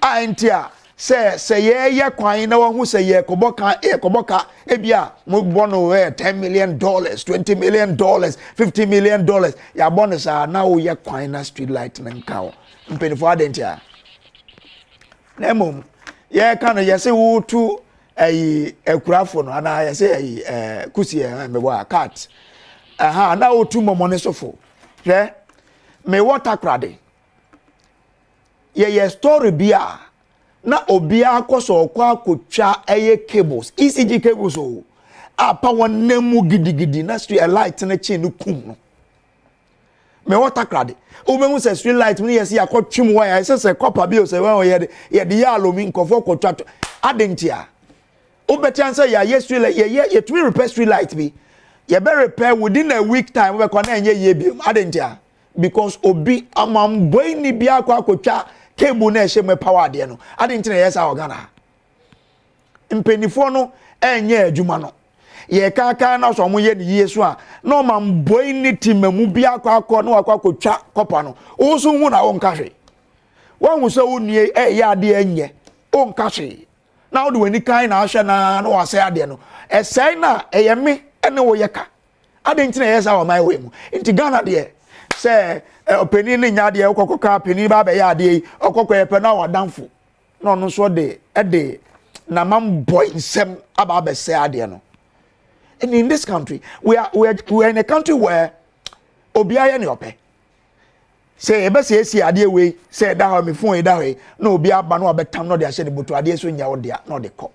Enti street light de bre omeka om say but we do the street light na nkofo akwa no. The authorities ekasa our reasons we bebre adentia. But again, and I'm saying nkofo wi aninti and enemo se mo yes solar street light and nso akozi zan. Solar de nsanka wo yesu ani panche so kan mu no akwa wi awo ana no so tumi furo ade na yekotutu batteries na ade na fiso. I mean odwin wa on tia se na memo akwagya na so tumi afre na me no wadi nkomo fi say this is a critical issue. I say me no odwin ho to know say over 30% of road crashes esie wa anojo ene eya ahomache na statistics bi o kire say over 30% of road crashes esie because of inadequate street lighting. I say me no odi nkomo. Inti baby aote me nya baby ana me hu me de baby am driver for na makan. Me fi kokomle me ha e fa tesa no e koto N1 so e ko motorway street lighting bi ni so light e hu ane kofo company say omo light na hwe kwan so. Ye light bi anya adwuma kwan we so. Inti wo hin fa na ote. E hono anajo street lighting na ya na te say me ndi hu nkomo. Obetumi afraye na me no edin komo na mobile wasem no eya go straight to the point na me nti o kama 0302211701 0302211701 1 no obetumi adane na ye ne 2 ana obetumi ya ne 3 into 0302211702 ana 0302211703 na ye ninkomo na mo menka o say the Joy Sports Invitational Tournament in Ababio after 4 years of hiatus, Joy Sports Invitational Tournament back. And the cultural says is here the Ajayo obey ignited the passion of corporate sports enthusiasts. Ghana Hajina yebe dazzle display of corporate colors to the electrifying energy of non-stop cheering. The Amaya CEOs are on the ball penalties. Your men's football competition, Emano, ball penalties in Yasho Unia Oya Depa. Your mixed 4x100 relay. Your basketball shooting, mixed volleyball, women's 50 meters dash, men's 100 meters mixed sack relay, lime and spoon relay. Then you're in a bit me Scrabble, arm wrestling, and then you can me say Fawisha or calendar so. October 26th, 2024, at the University of Ghana Stadium, Legon, you better transform it into a vibrant arena of competition and corporate pride. Me pacho, obet me fresh Stephen, it was 0540-106466. 0540-106466. The Josh Sports Invitational Tournament is brought to you by Josh Sports. Josh Sports, yes, a play for peace. Ben, me marching, bibi aboko. Ain't fan of Frefi, na me enti. Pacho, me Frefi ablen yakun.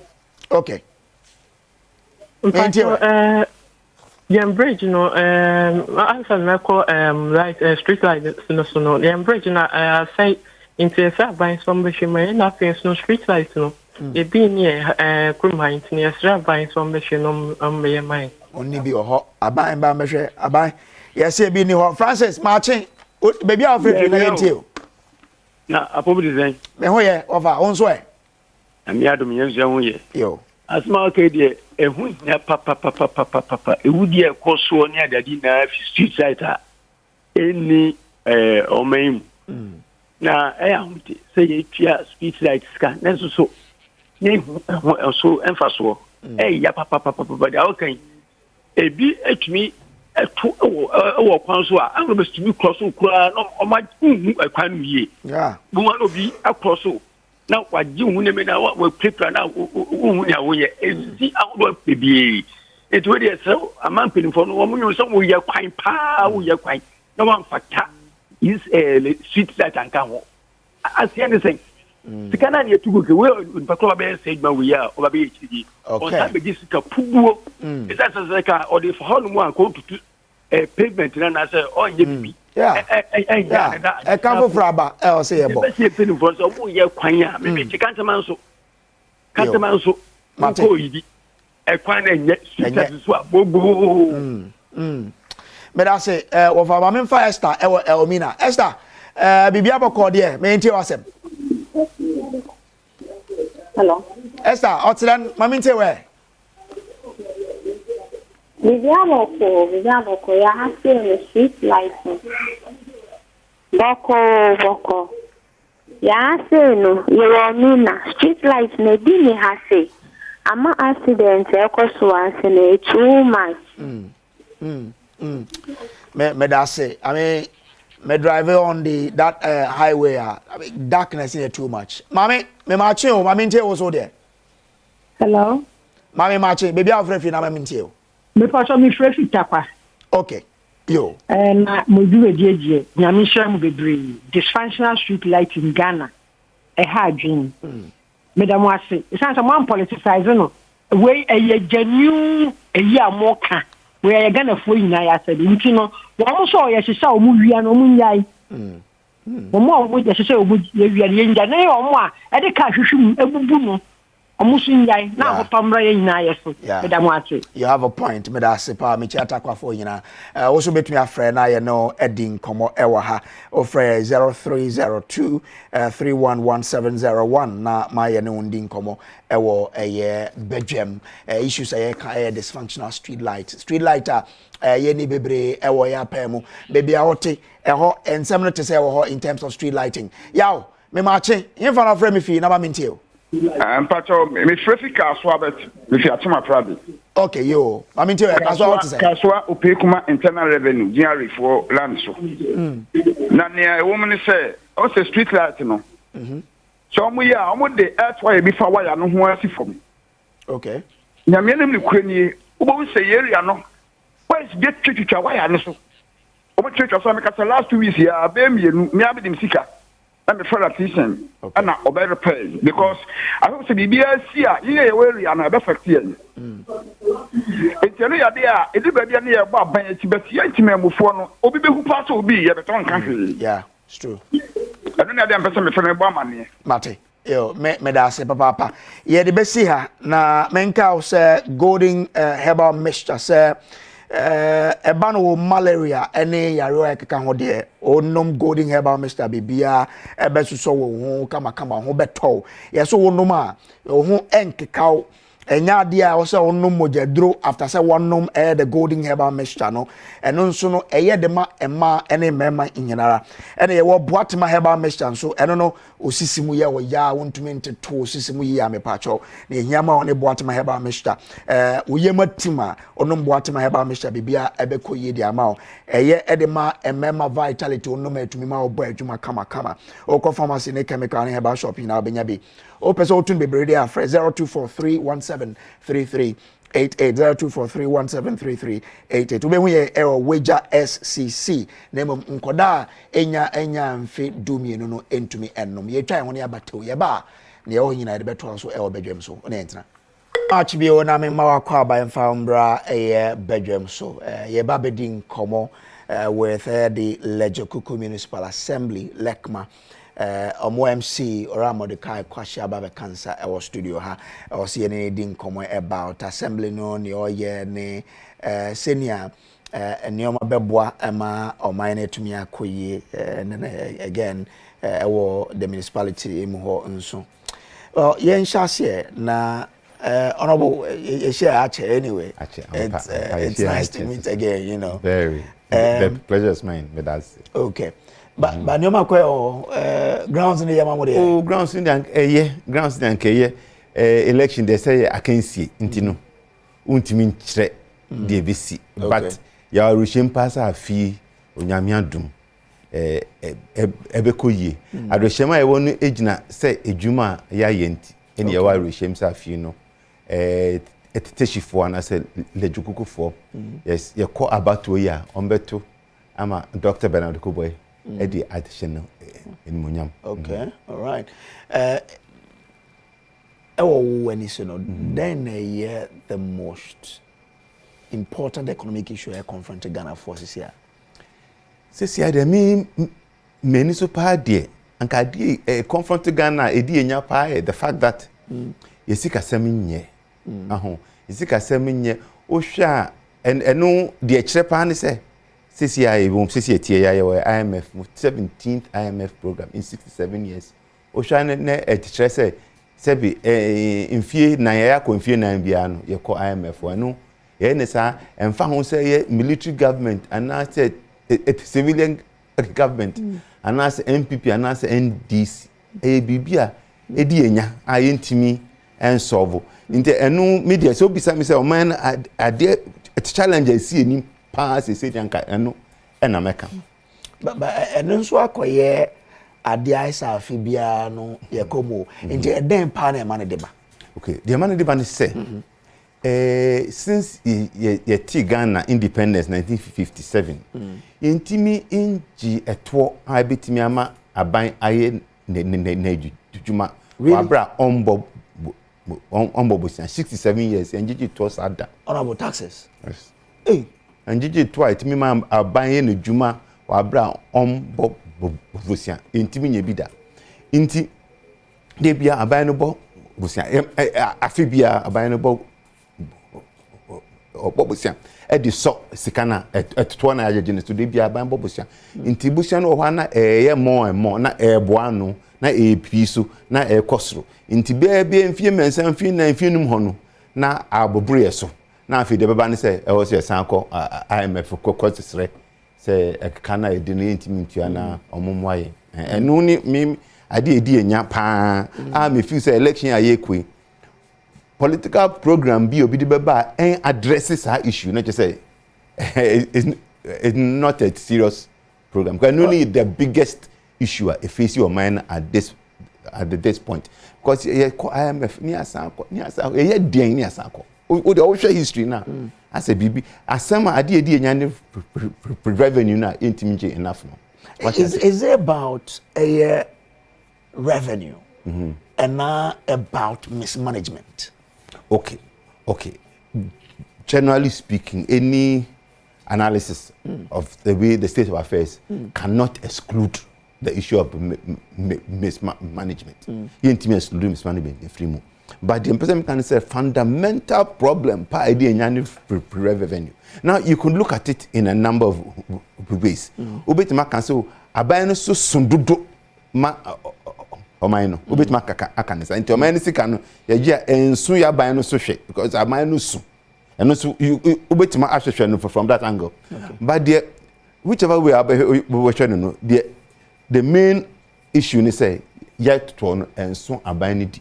Nti abanu bob bebesia afibia no obo na episo sane asem na de ntia me twi ya dwene aba sa asem no so ne say ya political environment here wumi say bi opepenyi bi di plan aba plan ojiwe nipa na hwe de oka na unse enu mom de betimi aboboayen na nso ebia na politics ntina sebi ya nhwe ana yentie de oka na yi asem me de mpesa me kan say a flat tax na Dr.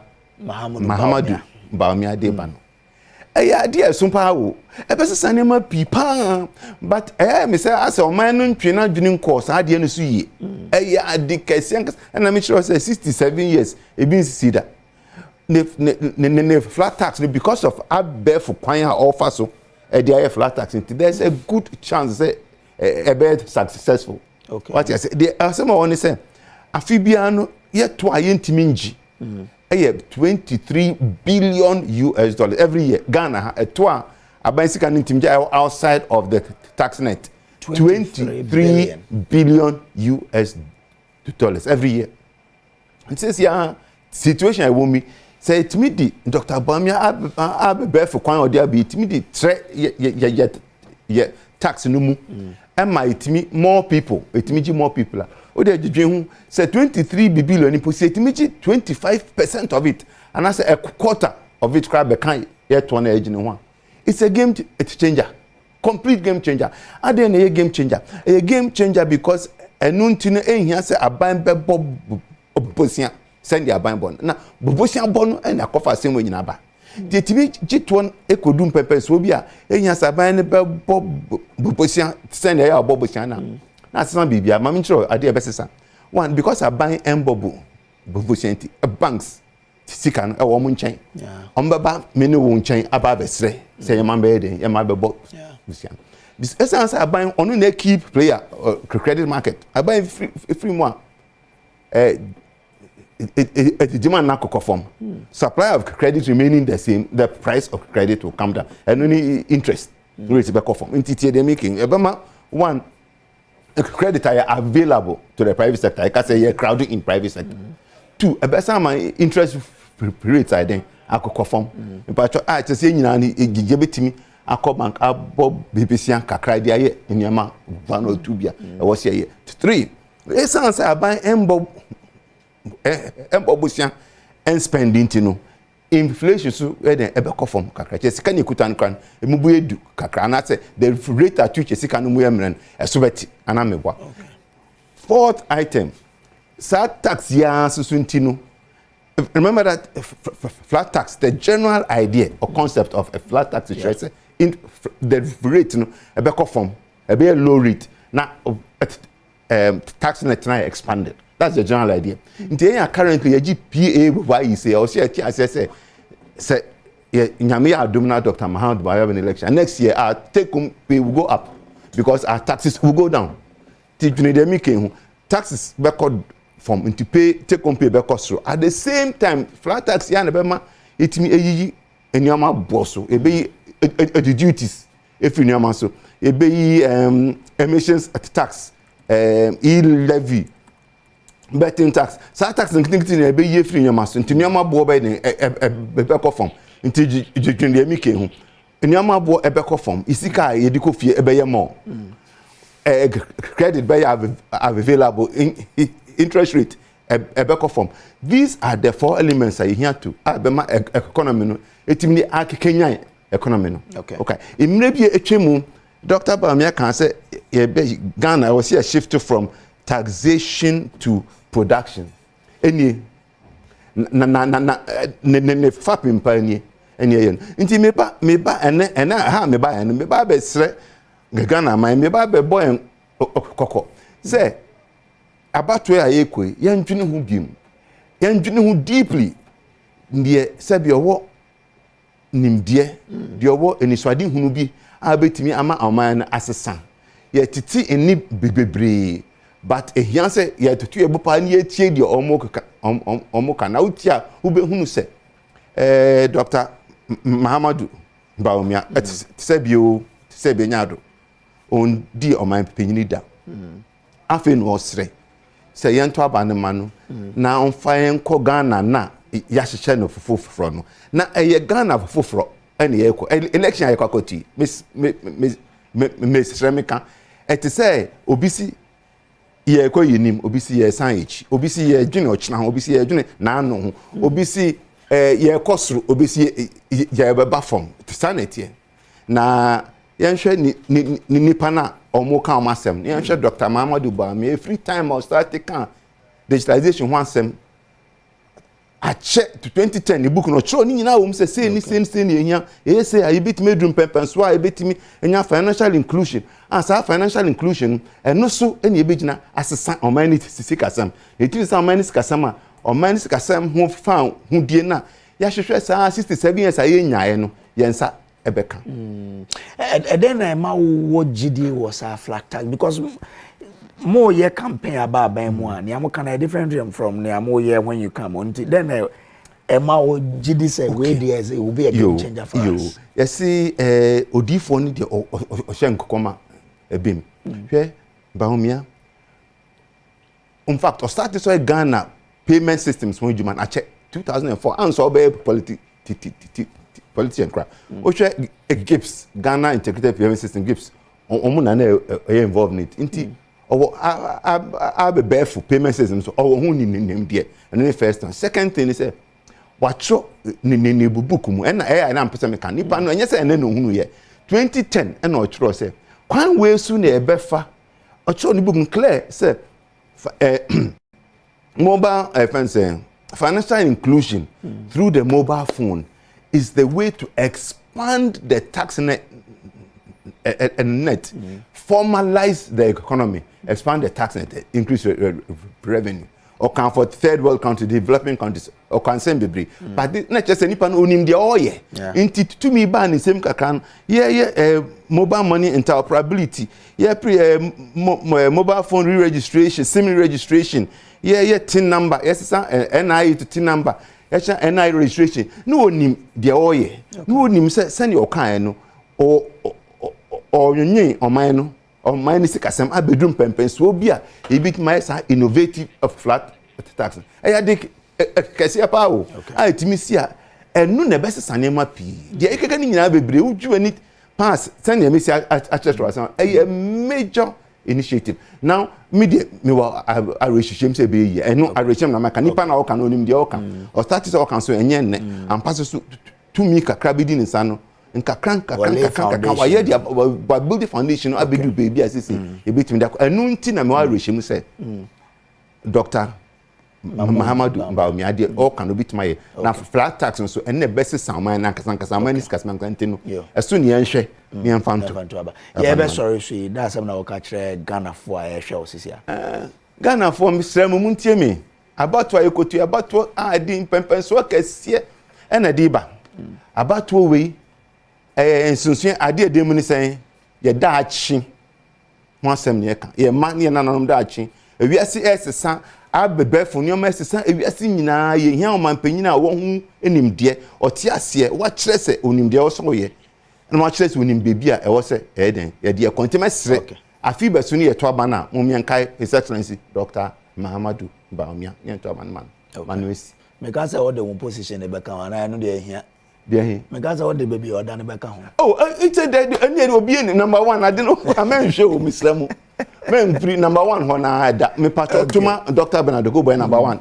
okay me am se me die wo bi me die ni Dr. Bernardo Okoboy unto abanoma no de sun kase ni unto abama his excellency Dr. Muhammadu Baumia Ora Mordecai Kwashe MC for Leje Kuku Municipal Assembly. Ebedase se etu zafra by. Ye de besi ana ye twa hotel ye ba ye de pensen no bebro ewo bedroom so. Woni entrance ya. Akwa ba be o famra bedroom so afi Emrena Drew say o say to me pensen se me ba in the papers na ye hwe the leading topic e ho ai ne o say to me di hu komo. Joining me no we di dwumade Ora Chris Dugan or a member of the NDC's National Communications team over Grace Biaboko there. Boko. Great. Nice to have you. Thank you. Kwesi Boche Junior Esquire, a member of the MPP's National Communications team. Lawyer, Akwaba. Yeah. Hey, young man, lawyer, there, Jayo. Well, about how many years now? Oh, me a freshman. Fresh one. Oh, okay. So you are a week old at the bar. Okay. So and no a week. Exactly. And then interestingly, and then yeah, fair what's in the bar. I mean, today is exactly a week. Interesting. Okay. And congrats. Thank you, sir. Thank you. Well, all the papers are reporting on the speaker decision. I'll take here on SAR 4 seat in Parliament. I would declare as 4 seat. I'm in Fee Central for me now. Agona West and Suhum seats, you know, as vacant because Omunyina no share 3 of them, 2 on the NPP side, 1 on the NDC side, are contested to run as independent in the 2024 elections. Or Andrew Kojo is Siama Mwakun, who is the second deputy speaker now. Our parliament as independent, you know, are filing to contest on the ticket of the NPP. And speaker, no, I shall say, Omabu constitution is so into no almost it's not vacant now. Yeah, share insurance. A lot of varied opinions. A stand with you. Say majority already. Court. Call it on the Supreme Court to try and deal with this issue. But Chris, how do we move on from ABBA away? About 10 minutes to do this. Good. Thank you very much. Mamifa as the Kasiama Ghana for our Brown new production team. Nami Chia me immediate boss, Honorable Felix for Sukwache. Okay. And the good people of Abro Asibu Kwamankasi AAK in the Central region. Yeah. In fact, I love that young man's intellect. Thank you. Thank you. Seriously. That's my immediate boss. Okay. Nami chair the people of Tatale and Gule in the northern region. Now, sir, 2 constituencies here, Mudino. Okay. Are all NPP Cs. But I want to assure you today that by 7-8 p.m. on the 7th December 2024, you will hear these Cs have fallen for NDC. Nothing will stop it. Okay. Yeah, nothing will stop it. The grounds are leveled. Okay. Yeah. Yamin Chair, the next president of the Republic, John Dramani Mahama, Ghana for Ninani in Dasoni Ajinkwa. Maybe I will be a Michiano. My brother, now before my call Asamoah, I see a parliament and run, my main try we need to. On your opinion, or Tinaha or Koya, Minimni, and someone who can one yeah, or Maha Kay. Oh, yes, now one Maha Kay. Oh, dear, he has come to insult Ghanaians. No other candidate. I mean, by me, American. A man are all good policies. Where are those policies? Policies are all one who has led this country into where we are. It has led the collapse of our economy. But he's not the flat rate be ba. Or see when they buy taxes in Kitinkitino. Who brought those taxes? Was it e-levy? Ba flat rate never managing in our who brought e-levy? This is the first. This is a confused government. This is a confused leadership. Okay. That's why I say they are a disaster. Yeah, issue this way. Why? MPP are introducing killing taxes. MPP free offer, MPP brand and free. Ghana for are wise enough. You see, Menuya, I'm not a lawyer, and I don't claim to be one. Okay. But law is common sense. Okay. Law is common sense. How do you know? How many tell na? Yenti we mra. Yeshe we yaba. Chris Betwaso. I was the same way the interpretation. Constitution didn't say be a interpretation if you are a Supreme Court na can want. Ya kasa ade we say no. Ya the majority leader. When you the crata na come Supreme Court. Man time kakra. Ma wo Supreme Court time kakra. Na wo decide ade we say. Then da ya ba ya be ka wo so wo gbe ho. Akwatra na gwi wa frefre wo NDC fo wini wo no. Kekre ma twatwa nyoma. Obegina. Ka dem go asese ma ode aba. There's another part of Constitution which says that 3 months or so. But I don't fault because the president then will follow it. Now, until the law speaks to set the president aside, he has followed the president. Finally, we are here. We are here to do the business of the people of Ghana. We are here to begin the process to reset our country. Our country has gone through very difficult times. In fact, oftentimes, they have blamed, the people of Ghana have blamed Parliament for not standing up for the people of Ghana. But obviously, you can't blame the NDC minority because we were not having the working majority. Today, we have the working majority. There are so many matters, as you know, matters that we have been raising, that we have our say, we win the debate, but we do not have our way. We do not carry the day because we didn't have the numbers. We are determined to make sure that these numbers. All right, and Teokotie, some members of parliament on reaction to the speaker's, decision on whether or not to declare the 4 seats as vacant. Speaker declare MPs in Bino Chris. Yeah, like I was saying, I'm not a lawyer and I don't claim to be one. And law is common sense. You see, if you are saying to know, so would you conquer bro, a better fruit nasi.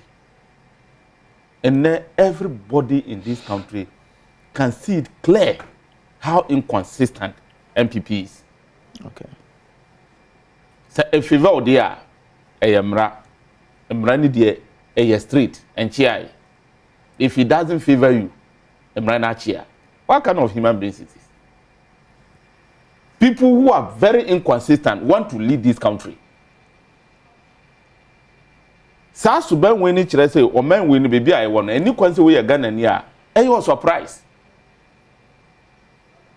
People who are fighting for leadership out of desperation and your principle.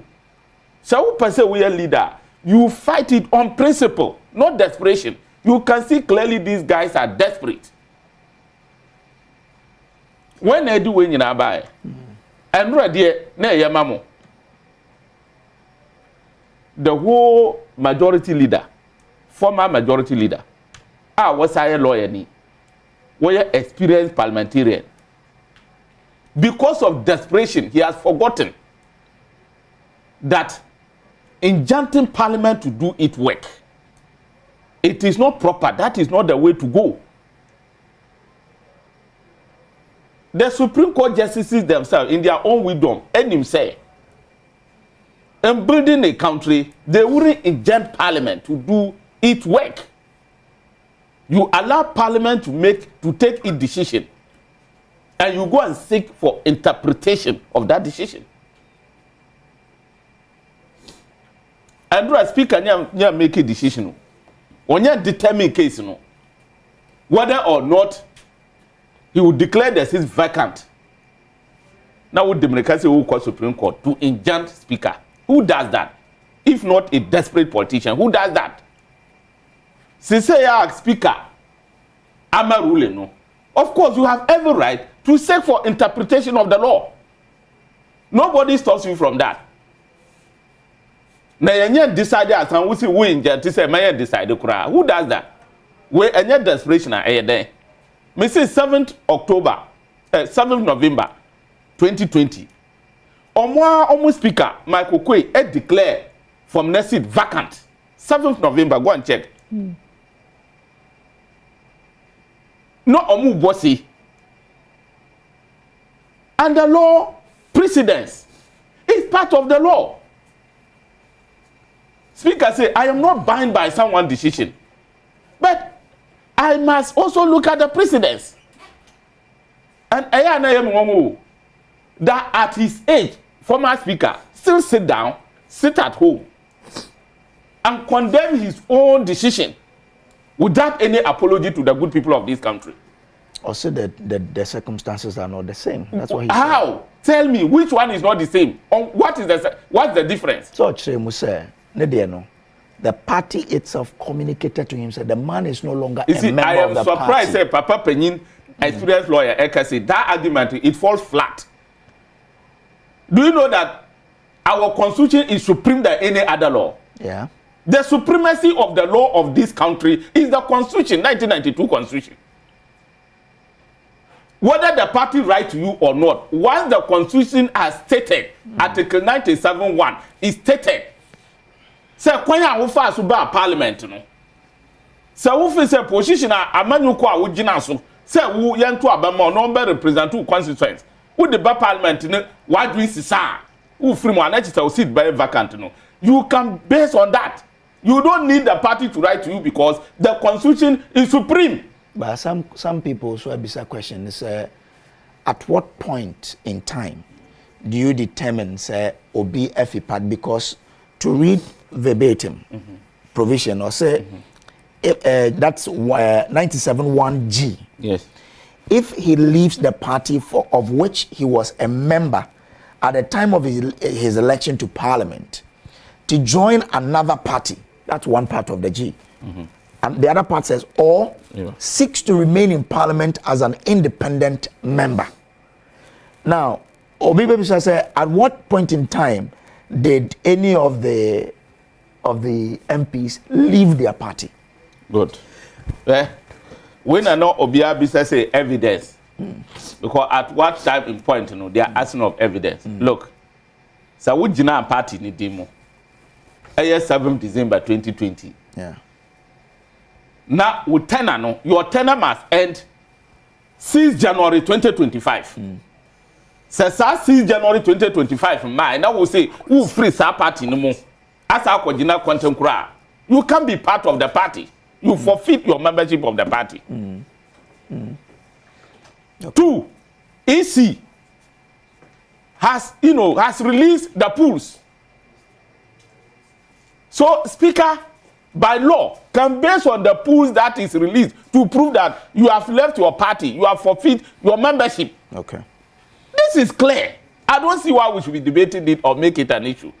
2, yeah, we MPP. Not quite long, recently. They expelled Hosuna Doye and Yabwabia Samoa from their party. What was their reason? What was their reason? At what point in time did Hosuna and Yabwabe left the party, showed interest to join the independent candidate? At what point in time? Why are they not asking those questions? These guys are shameless hypocrites. And say no. There is no consistent in what they are doing. But say no, wo say party nankasa communicated say why spell is anko for me no party no wa communicated say why spell is MPs me wa communicated. Yes. Says MPs me ya mo want to take it so yes. Why communicate why spell you. So party nkan. Mama ka sanchro. Okay. John Boy did something yesterday. And in fact, I respected him for that. Okay.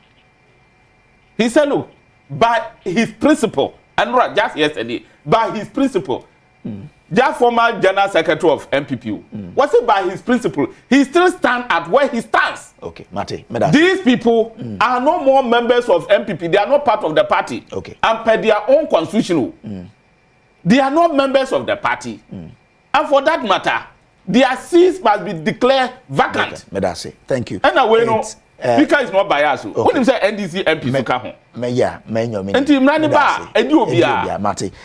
Now also we for the 7, we for tonight because thank you very much. Thank you. Mema Mania Esquire Supreme. Oh yeah, lawyer. So you have to put this in your boy and the 27 I say. With what speaker are you? How wrong is the speaker? If the law is explicit that. Thank you very much. The decay my mefa kunya na menchia Chris na menchia ahwefo ahwe yin. I think say their speaker you know was here TRC. Yeah. Now obia timi judgement ne ho say enam na akwan so and I say a veer of the legal path. The decay yin say when it comes to matters of interpretation of the law, Article 1.2 and Article 130, it's at the sole prerogative of the Supreme Court of Ghana. It's an exclusive jurisdiction. Right. It's an exclusive jurisdictional court in the world. That means even the Court of Appeal or the High Court does not share in that jurisdiction of the court when it comes to the interpretation of the Constitution. Parliament doesn't share that jurisdiction with the Supreme Court. Nobody does. It is the sole and exclusive jurisdiction of the Supreme Court of this country. Now, Asemna Abano, if you can say be unambiguous and I say be clear, which means there are so many school of thoughts are law. Clearly, Minia Chris Senosi interpret Article 97(1) of the Constitution, especially Gene. And it's other people so interpret the Constitution. That should clearly tell everybody say there are various or different approaches or interpretation to the provision of the law. And the Constitution has told us in Article 1 say bibi tre obiara dream for Constitution go to the Supreme Court. Meaning on him say in law, say assemble High Court and a Court of Appeal. That's a matter of constitutional interpretation. The court has to stay proceedings and go to the Supreme Court for the Supreme Court to interpret portion of Constitution abano. It is only the Supreme Court that has that right. And here I say medical. They are talking to me, you know. 3 arms of government are my way. The executive, the legislature, the judiciary. Do be our The judiciary, Parliament, Parliament doesn't interpret the law. The Speaker doesn't interpret the law. I haven't seen anywhere in the Constitution or any law that suggests that the Speaker has any right or has any capacity to interpret laws in this country. But why wasn't this said in 2021? I'll come there. The executive also share policies. Initiative bills in Parliament. It will be our Jumoye. Obia crossing into the Nyonko Ejumam. In 2020, they see and say there was an official communication from the party to the Speaker, from the New Patriotic Party to the Speaker, that Honorable Esiama has been expelled from the New Patriotic Party. And the New Patriotic Party, so and Honorable Esiama at the core Parliament in 2017. Yes, when in 2017. My main example no be antias. Yeti hey, we are host of this program, producer and Kansem Guasu. Multimedia na forward juma. If multimedia catch a producer say, "Oti hey sebi manusi sumina so," men who still shown you or you've been expelled from multimedia. The producer has no business putting you on the show as a host. That is exactly the course for Parliament. MPP are track of my speaker. Our moderator of a Parliament say one of your members has been expelled from the party. Speaker has no business ensuring that the Nipana party now expelling and the party that then buy and see are expelling and continue to sit in Parliament. So that was what happened. And then me nya Chris Dugan on tell me a dance here. Let a say omo NDC a Memphis Central candidate no. Or my troll letter come speaker say my expelling from NDC. There is no such proof. So their NDC they are just engaging in some form of premature ejaculation. But we haven't gotten there yet. He cited the poll. I haven't seen it, but if the notice of poll has come out of the EC, let's say of course he can tell what you see, if you look at Article 90, I have taken time to read the Speaker response on the 78 paragraphs. The Speaker did very well from the beginning, or share the background of the issue. Latter part no veer off, but let the NDC in him came to life. Let's make us understand. Ghana Hamrabia Yeshibia, and it is for a purpose. Article 97 1G is for a purpose. Yeah. And the purpose is that if you look at our previous constitutions now, there was a gap in which say a member of parliament Ayatu Abaman on the ticket of MPP within the same legislative session and the session of parliament and no across the carpet. Ako NDC and as a CPP and as be Ayatu Abaman on the ticket of NDC no across the carpet aba. 1992 constitution framers international almost say no. I was see a shembra edit trust a carpet crossing him. So the intent of the drafters of the 1992 constitution, specifically article 97 1G, is to prohibit carpet crossing. In other words, within the same session of parliament, say free party A equal party B. Now then you omo and say once Yatu Abama was a member of parliament for a term of 4 years. You have a social contract with the people. Yeah. It is a Yatu Abama on the ticket of NPP. You have a social contract with a constituent for some 4 years now. It within that 4 years, you cannot move from NPP to NDC or NDC to NPP. Because if you do that, you have breached the social contract you have with the people. And if you breach the social contract, that means we sit now, see a decline the vacant. In other words, you have betrayed the loyalty and the belief the people have in you. And the speaker Kasa Semno, the response them say, in our dream, no. Osusu say, in Krofona, omo show omo interest to contest for as members of parliament in the next session of parliament, you know, I betray omo constituent. If that is the analogy of the respected Mr. Speaker, how about in Krofona Ghana has since 1992, omo members of parliament were a constituency A. So we to cross the carpet for more constituency echo contest war and I say it declare we intend to contest in another constituency and then they betraying the people of their constituency. Obian speaker during CSR no, and yes also between the speaker is a respected lawyer. So no, the speaker is a respected lawyer. I get it. And so some of these things, you know, it should come I get to it, but one country and so because let's make us say you see Ghana had on my governed by laws. Many are crazy cars. You know, say, be anyone right so or injunctive parliament. Now, yes, I am wrong. The constitution, the supreme law of the land. And I mean, the so names are there. Yenti Kromana Rocks in Dafia Mepo. Ye appointed Honorable Kojo upon Krumamuso as ministers so mon corrects the house president here reshuffling bino. Yenti Kromana Rocks in Dafia Mepo in junction co Supreme Court ma parliament veti ministers na appointed omono. Na veti na no parliament adwuma. Veti na assemblyman for adwuma. Anya parliament for adwuma. So sometimes when we get opportunity to explain such things, and me and find being reverend, there has been a precedent before, like you are saying. A member of parliament, South Day NDC MP, echo injuncted parliament from vetting Mr. President, ministerial nominees. And news say Obi echo injuncted parliament from parliament do it's not out of place. Again. Mema wa honso. I was me kwaya de betoba. Mama nkonkofa mula emrasisi me ba obetwa so. Ma stop at 57 ba you take your next 3 na fi wrap it up. Nti ye ko formula. Ye ba betwa so. All right, mema wa kwa ba be mo wini ye wo mula no munsu no congrats to you. Kwesi bo chojin Esquire na overflow no so na metwa. In the next 3 minutes. Inti say na America no. I think say the right thing that should have been done is once Assembly was Supreme Court, I was anchor the respected speaker Nyabotre na Supreme Court, a digested na wachire article 97(1)G na ayubi adrin na Then from there, the Parliament can proceed to do whatever it wishes to do. But when the speaker ain't take a decision on that case, can the Parliament injunct him and explain the same thing that the speaker has not even pronounced on? I don't understand the question you're asking. You are saying, I mean, they had injuncted the speaker from going ahead to interpret or make judgment based on the Article 97(1)G, right? And maybe I said the action the speaker didn't take here, and you still wanted to, injunct him. No, what I'm saying is that once there is a matter in court with regards to the particular assembly speaker, any decision Speaker they can preempt the Supreme Court. Number 2, the speaker has arrogated unto himself powers he clearly doesn't have. Okay. Powers belonging to the Supreme Court, Speaker Eddie Amane actually Article 97.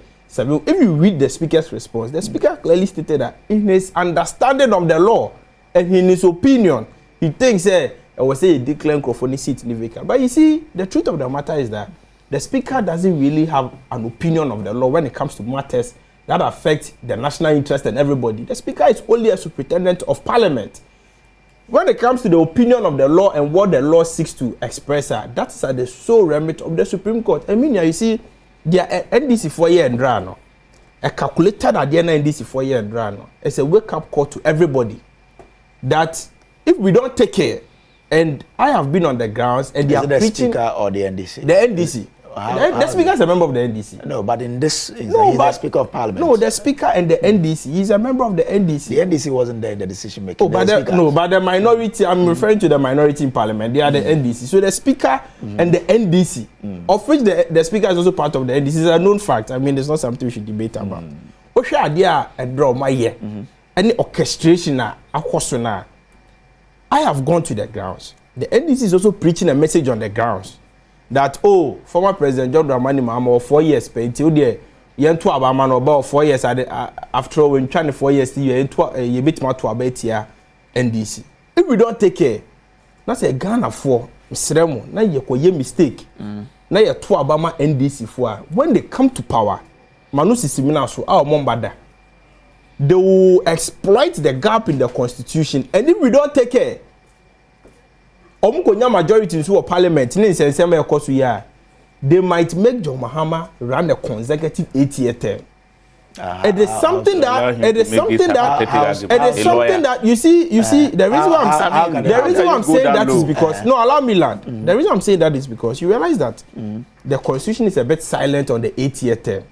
As to whether or not, I have heard NDC for making that argument.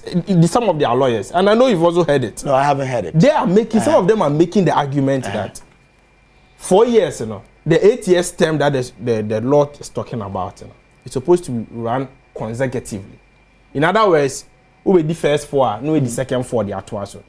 But in this case, They are making the case that John Mahama has gone for a first vote and may come again. I have heard some of their, I've engaged some of their lawyers, and some of their lawyers have told me. Maintain that. The fact that you haven't heard doesn't mean it's not a commitment. So I'm following a question to everybody. This is hypothetical. Let us be careful. That is let us be careful that in the worst case scenario, these people can exploit the gap in the law. Very hypothetical. Something that has not happened. You are just assuming. So let us all be careful. It's a word of assumption I'm making.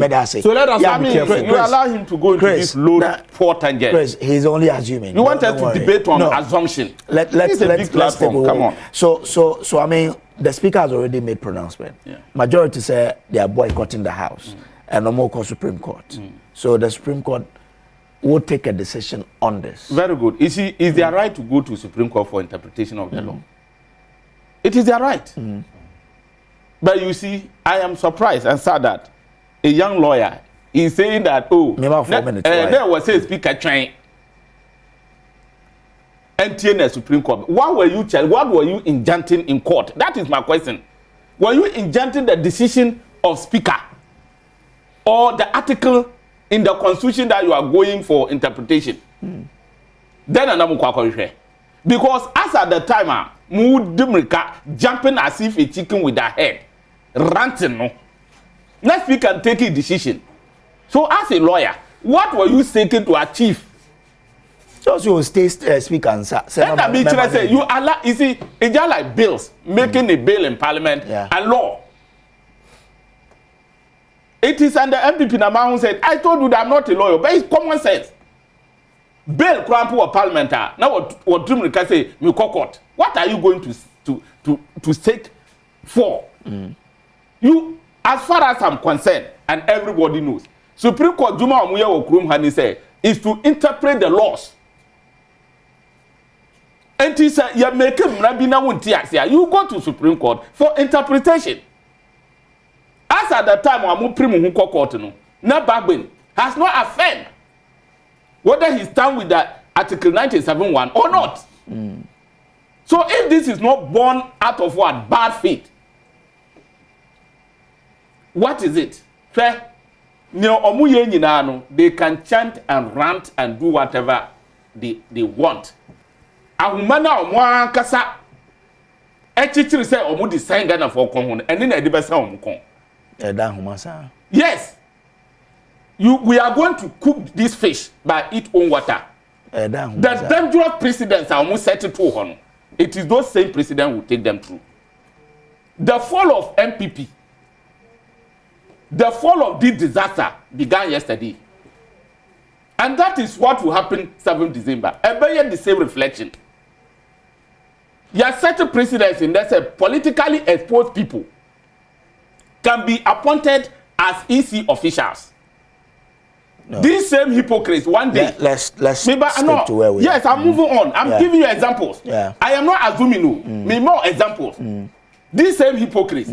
Echinabi Omampani bi baba now appointed his party apparatchiks, possibly national executives who are lawyers, will be appointed as judges. And you hear these people ranting. You come from the one said the presidents, this president, and this MPP government, this desperate government, who has lost his sense of direction, presidents are almost certain, is dangerous to our democracy. And people too were joking. You are not crying. Your own incident. You see, if you want to swallow the world will swallow you.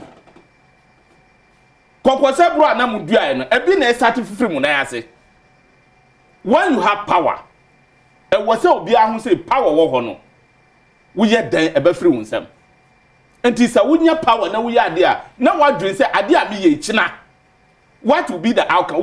We of one side. Now what would you? Okay. And it's a what do you say? Adia Mayabiano is to punish my opponent. Is to benefit me, not even the next generation, not the entire nation. It will come to hunt you.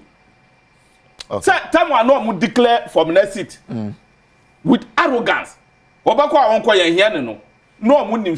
say it will come to a time in Parliament there will be issues with numbers. So if you are a critical thinker, you have to think big. Okay. You think beyond today. MPP don't think beyond today. That is why the economy is crashed. Okay. All they know is what? Connection. Connection, men and women. Let me think of Mate. 2, 3, even 30 years period. They don't think that way. Thank you. Chris Dugan and Waten Kano, a member of the NDC's National Communications team. Menko a Minia Esquire ho na menko tueno so no de ono a member of the MPP's National Communications team. Kwesi Botwe Junior. The NDC say and the minority in parliament say right now because of this ruling they have become the majority. The MPP say they won't go to a house. So MPP Ankwa make my business there. You see, per the law. You see, I'll come there. Before I come there, you can't say Mr. be a connection government.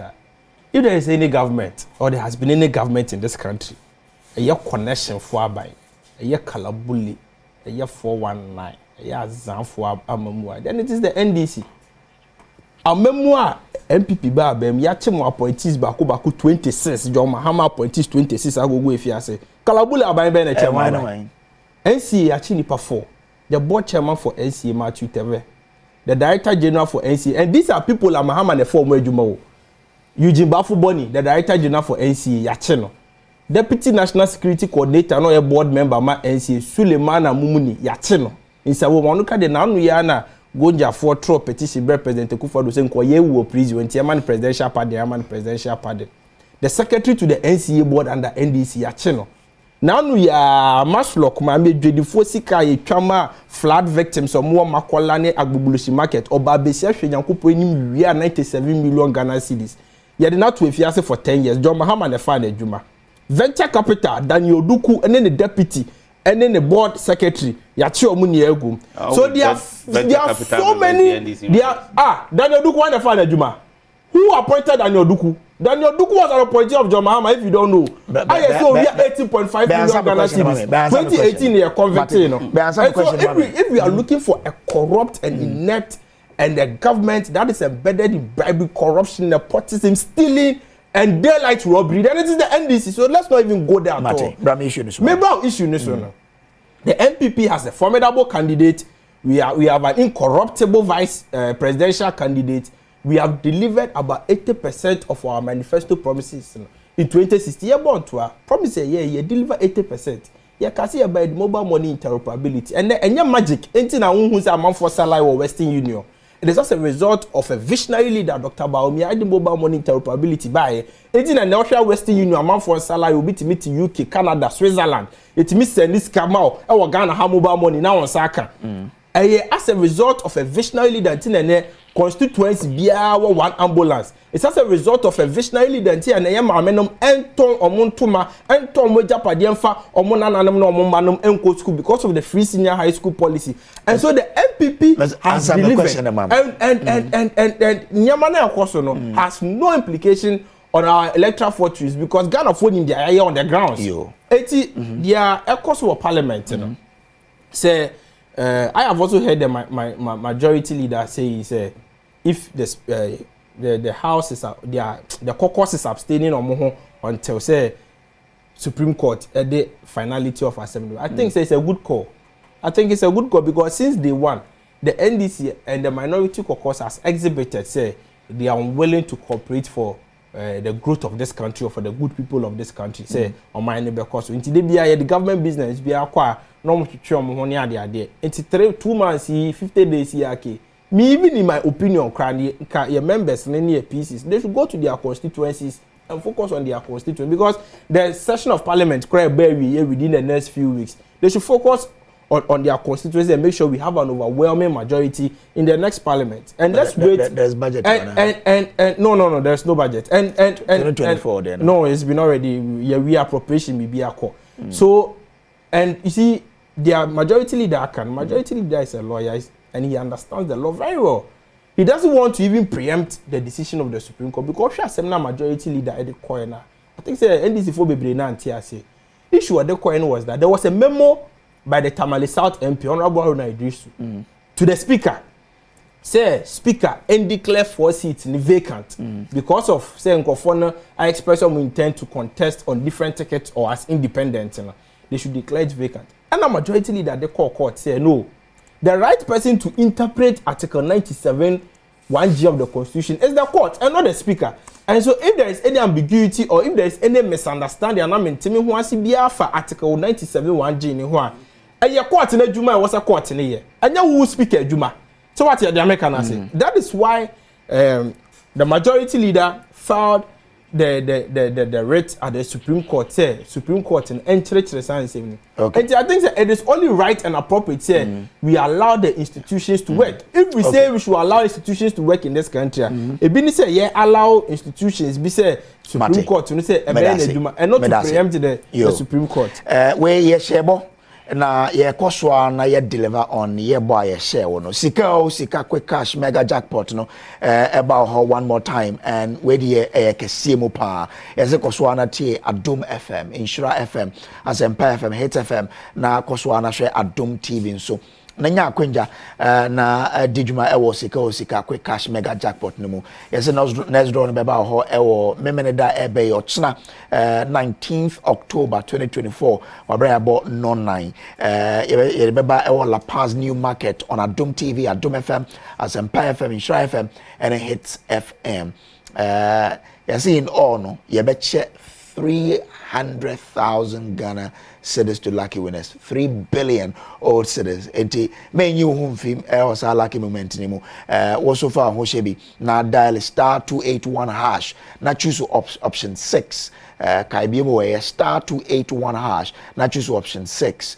ye be ma we play as many times we pay each ticket beto no 10 Ghana cedis pe we are sure so bet me asre kasia pa abrewe mu sika quick cash mega jackpot no you say twa na di well Chris 2 minutes you see